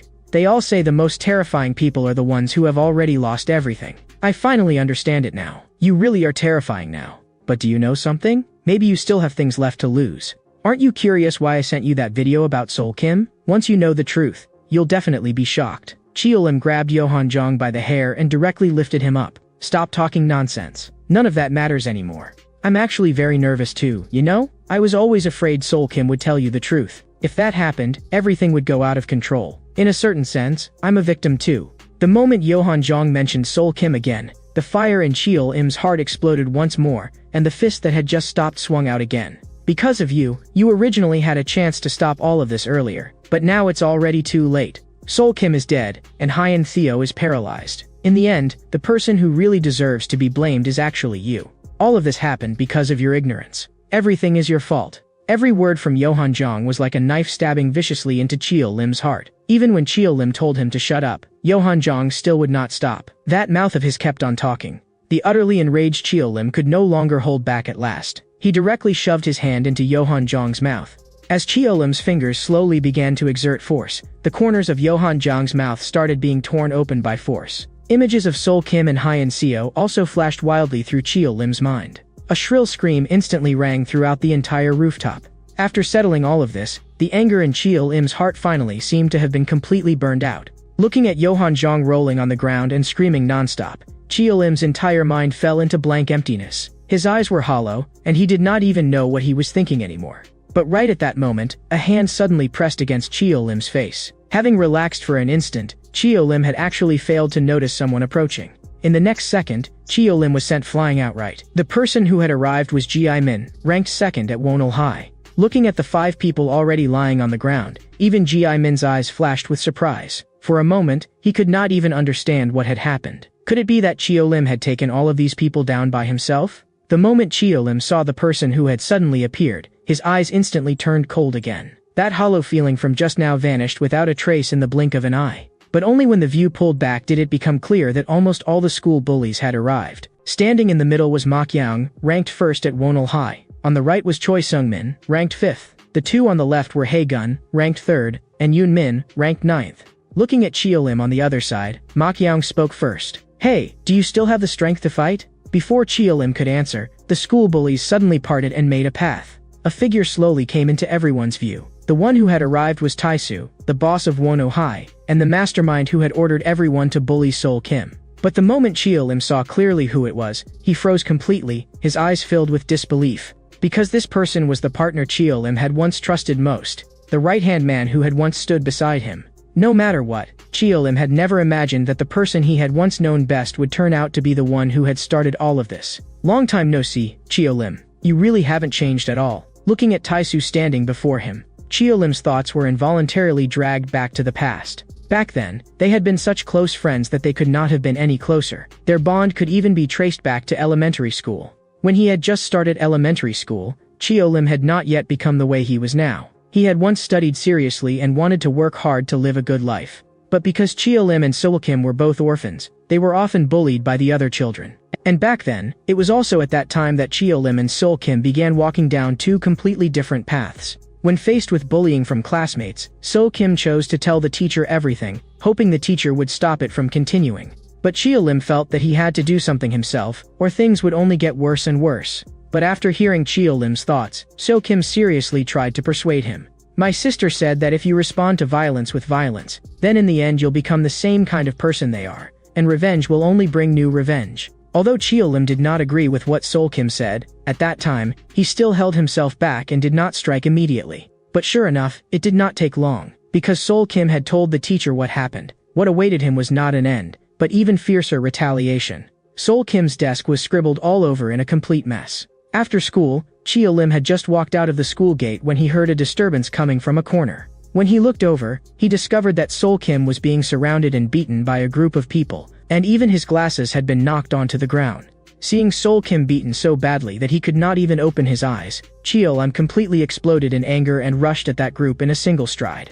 At that time, he did not care at all about the difference in numbers, and he did not care about the odds of winning or losing either. There was only one thing in his mind: save Sol Kim and hit them back hard. It was also that battle that completely began Chio Lim's fighting life. From then on, he was either fighting or on the way to a fight. It was also in a later conflict that he came to know Taisu. That time, Chio Lim was being ganged up on by a group of students and could not spare any attention to look after Sol Kim. The result, of course, came as no surprise. Sol Kim was beaten again, and Taisu was the one who appeared at that moment. The moment Taisu showed up, he first saved Sol Kim, and then together with Chio Lim, he beat that group of students to the ground. When Chio Lim first met Taisu, he was still the kind of person who was quiet and cold. But as time passed little by little, Chio Lim, Sol Kim, and Taisu gradually became almost inseparable friends. Looking at his former companion now standing on the opposite side, Chio Lim's eyes were full of disbelief. And at this moment, Chio Lim had still not truly realized that Taisu was the mastermind behind everything. He spoke in a low voice. "Taisu, why are you here?" But when Taisu said that this had originally been the school he used to attend, Chio Lim only grew more confused. If Taisu had once been at this school, then he should have seen Sol Kim before. So why had Taisu never once stepped in to help him when Sol Kim was being bullied? But after Chio Lim asked that question out loud, the answer Taisu gave left him completely stunned. Because Taisu personally admitted that everything had been arranged by him. Whether it was the bullying Sol Kim suffered at school or the video later sent to Chio Lim's phone, all of it had been arranged by him alone. Chio Lim simply could not accept why the person who had once stood shoulder to shoulder with him would do something like this. The image of Sol Kim falling from the building, the scene of Hyeon Seo being pushed down, the things Yuseong had said, and the things Yohan Jong had left unsaid all flashed wildly through Chio Lim's mind at this moment. It was as if Chio Lim was asking himself, and also questioning Taisu, was all of this really done by you? And when Taisu once again gave an affirmative answer without the slightest hesitation, Chio Lim finally lost control completely. His blue eyes seemed to light up all at once, and he burst forward, lunging straight at Taisu. But when faced with Chio Lim's charge, Tyson did not move at all. Because he did not need to make a move personally. The people at his side had already stopped Chio Lim first. Jiaimin grabbed Chio Lim's clothes from behind, while Ma Qiang smashed a vicious punch directly into Chio Lim's face, and the force behind it was astonishing. As Ma Qiang's heavy punch came crashing down, Chio Lim was blasted several meters away on the spot. Before Chio Lim could even catch his breath, Ma Qiang's second wave of attacks had already come after him. That massive fist came crashing down from above. Fortunately, Chio Lim raised both arms in time to block it. Otherwise, if that punch had landed cleanly, the consequences would definitely have been unbearable. But after seeing Chio Lim take his punch head-on and still be able to fight back, Ma Qiang was already somewhat shocked, though what truly surprised him was still to come. Chio Lim's arms suddenly erupted with astonishing strength, forcibly knocking Ma Qiang's attack back. Then, seizing that opening, he rolled and got back to his feet. Ma Qiang's eyes were full of disbelief. He had never expected that after being smashed down like that, Chio Lim could actually stand up again. In the next second, Chio Lim burst forward and lunged violently at Ma Qiang, trying to take him straight down. But just when Ma Qiang's body had already begun to lose balance and looked close to falling, he still managed to plant himself firmly by relying on the strength of his lower body. Feeling the terrifying strength coming from Ma Qiang's legs, even Chio Lim had to admit that this guy's physical power was unbelievably great. Watching the fight between the two, Hae-gun at the side could not help asking Taisu whether Ma Qiang could actually beat Chio Lim. But just as Taisu was about to answer, a voice suddenly came from behind them. "What are all of you doing gathered here?" The people who had arrived were Kong Jinyang of Hanjin High School and Yeo Minhyuk of Hanjin High School. Hanjin High School was the school Taisu had transferred to later, and these two were the new friends he had met there. Yeo Minhyuk slowly walked over to Taisu's side. "You came all the way back to this school just for this guy?" And at this moment, the fight between Chio Lim and Ma Qiang had already reached its fiercest point. Chio Lim was hugging Ma Qiang tightly, desperately trying to throw him down. But Ma Qiang was also continuously smashing his elbow into Chio Lim. That heavy force struck Chio Lim again and again until he could barely breathe.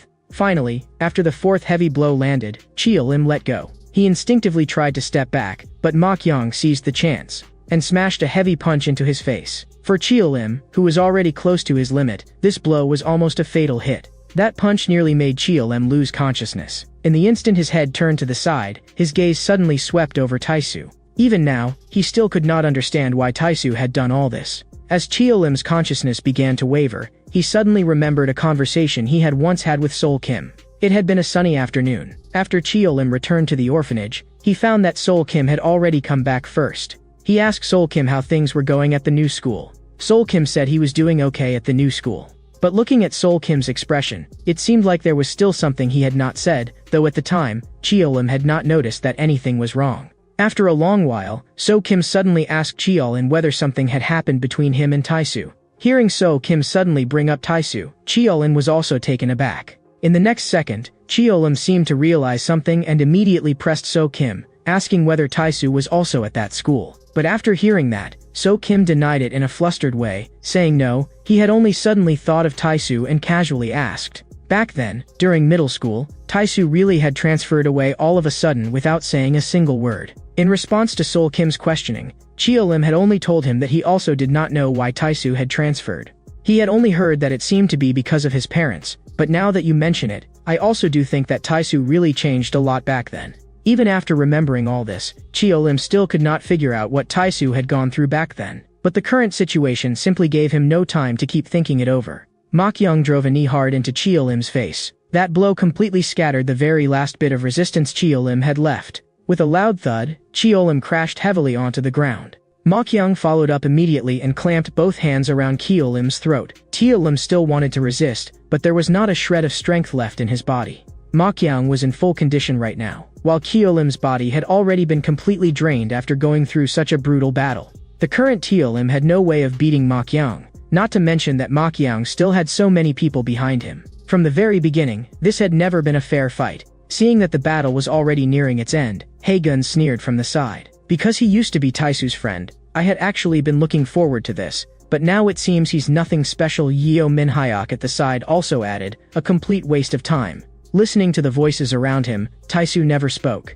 He neither refuted them nor stopped them. He only watched quietly with those cold eyes that seemed to have no warmth at all, and no one could guess what he was thinking. Feeling the pressure on his neck grow heavier and heavier, Cheolim even felt as if death was truly closing in on him. But just at that razor-thin moment between life and death, someone finally arrived. With one punch, the newcomer smashed directly into Makyang's face and forcibly saved Cheolim. Cheolim's eyes were full of disbelief. "Cheolim, what the hell are you doing? How are you getting pinned down and beaten by this little brat? And Taisu, you bastard, your own people are getting bullied and you're just standing there watching? Or are you the kind of person who was never taught basic decency from the day you were born?"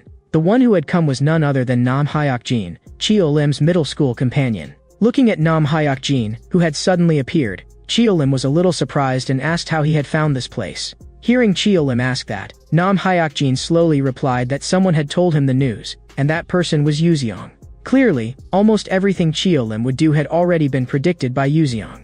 Although Yuzeong kept saying that he would no longer bother with Cheolim, in reality, he had been secretly helping him the whole time, just like a true strategist, laying down every path Cheolim needed in advance. And after hearing Yuzeong's name, Cheolim also fell silent. Clearly, even he himself had not expected that Yuzeong would keep helping him like this. At this moment, Cheolim was probably full of guilt as well, because from the very beginning, his attitude toward Yuzeong had always been cold, yet Yuzeong had never once held it against him. At that moment, Nam Hyok-jin looked at Taisu and said, "So, Mr. Taisu, can you explain to me what exactly all of this is about?" Before Taisu could answer, Haegun said coldly from the side, "Isn't it obvious enough? That guy did something wrong, and now he's just receiving punishment. Didn't you see a whole pile of people already lying on the ground?" The one who crossed the line first was Cheolim. The camera shifts to Yohan Jong. At this moment, he was still clutching his mouth and screaming in pain, looking pathetically ridiculous. Hearing Haegun's words, Nam Hyok-jin looked full of disdain. "What line? Where exactly is this line drawn? Can you point it out to me? Was it drawn with chalk or something else? Because I don't see anything at all." As Haegun listened to Nam Hyok-jin's words, he was just about to curse back when Nam Hyok-jin continued.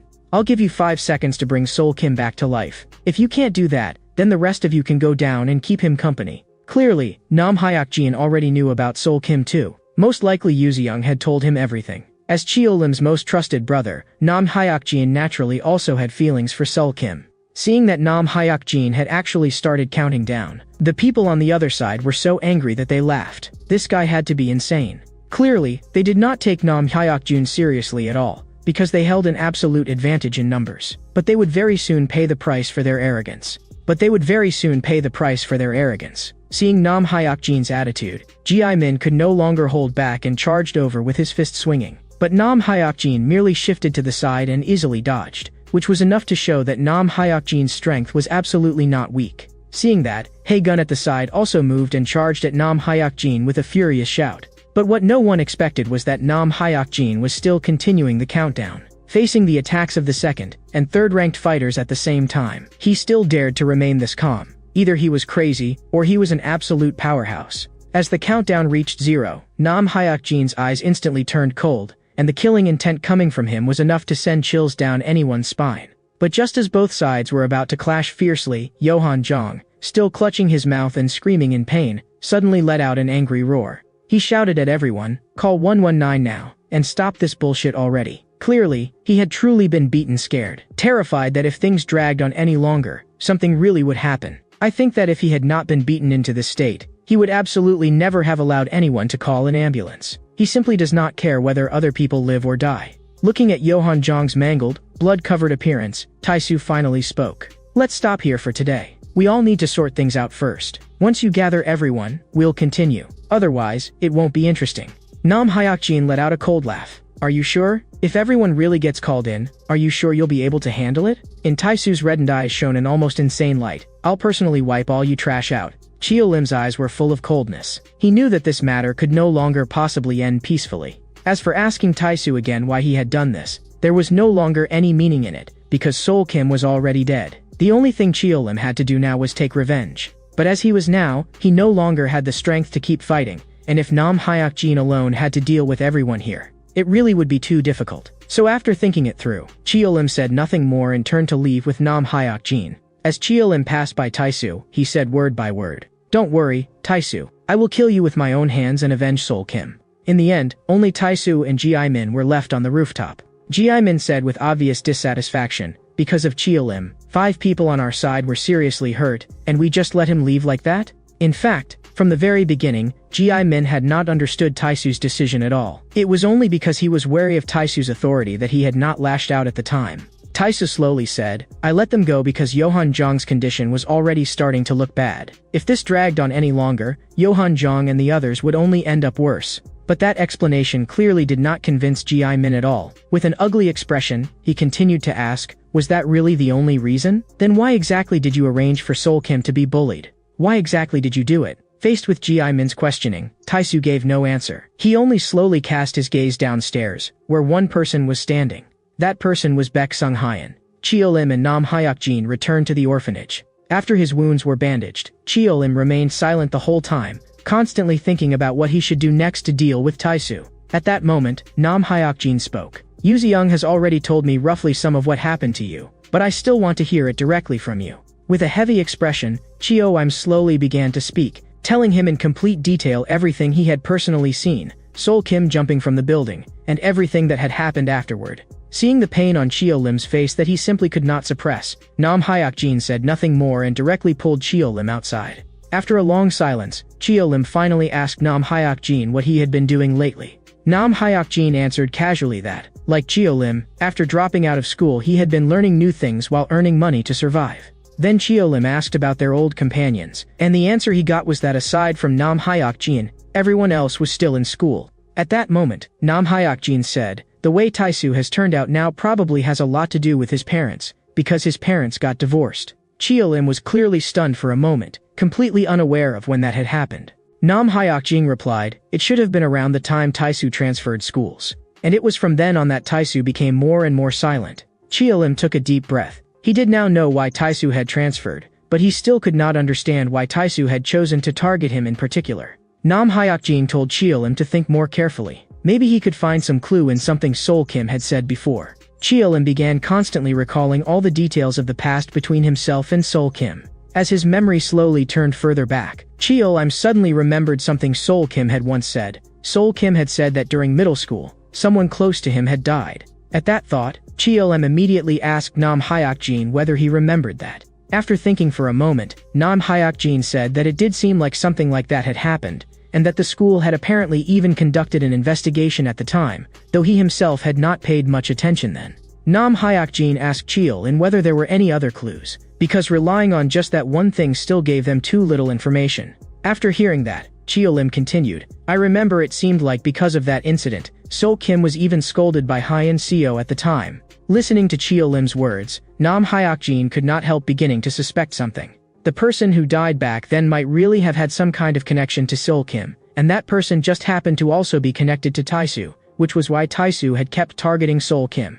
Hearing Nam Hyuk-jin's speculation, Cheo-lim also felt it was not entirely impossible, but the guess was still too far-fetched. After all, someone like Sol Kim could never really have done that kind of thing. But now, those things were no longer the most important. What mattered was that Taisu had personally caused Sol Kim's death. As long as they dealt with Taisu first, everything would eventually become clear. Nam Hyuk-jin sighed and said, "That guy Taisu really isn't simple. By the way, how's your sister doing lately?" The moment he heard that, Cheo-lim's expression instantly darkened. "She's in very bad condition. Because of them, Hyun Seo is still lying in the hospital right now, and it's still unclear whether she'll live or die." Nam Hyuk-jin was obviously shocked. This was the first time he had learned about Hyun Seo's current condition. He immediately pressed Cheo-lim for what had happened. At that point, Cheo-lim's face became even more pained, and those memories he had not wanted to touch were dragged out once again by force. "My sister was a teacher at that school. She wanted to correct the bullying in the school, but in the end, they turned her into this." For a moment, Nam Hyuk-jin did not know how to comfort him either, and could only say in a low voice, "Then we'll turn that whole school upside down together." Seeing that Nam Hyuk-jin had already made his stance clear, Cheo-lim did not stand on ceremony and directly asked him to go gather everyone back first. Nam Hyuk-jin nodded. "No problem. That group looks like they have numbers, but really they're just a mob. Wait for my message." After saying that, Nam Hyuk-jin turned and left directly. Watching Nam Hyuk-jin's departing figure, Cheo-lim finally felt somewhat steadier inside, and at the same time he fully made up his mind. This time, no matter what, he would definitely settle things with Taisu once and for all. But before that, there was still one thing he had to do first. Meanwhile, at the hospital, a figure stood quietly outside the emergency room. He stared at the name on the patient list by the door for a long time without moving, and that person was Baek Sung-hyan. When he saw Hyeon Seo's name, Baek Sung Hyeon's fist suddenly clenched tightly. In the next second, he crouched down in pain, repeating "I'm sorry" over and over again.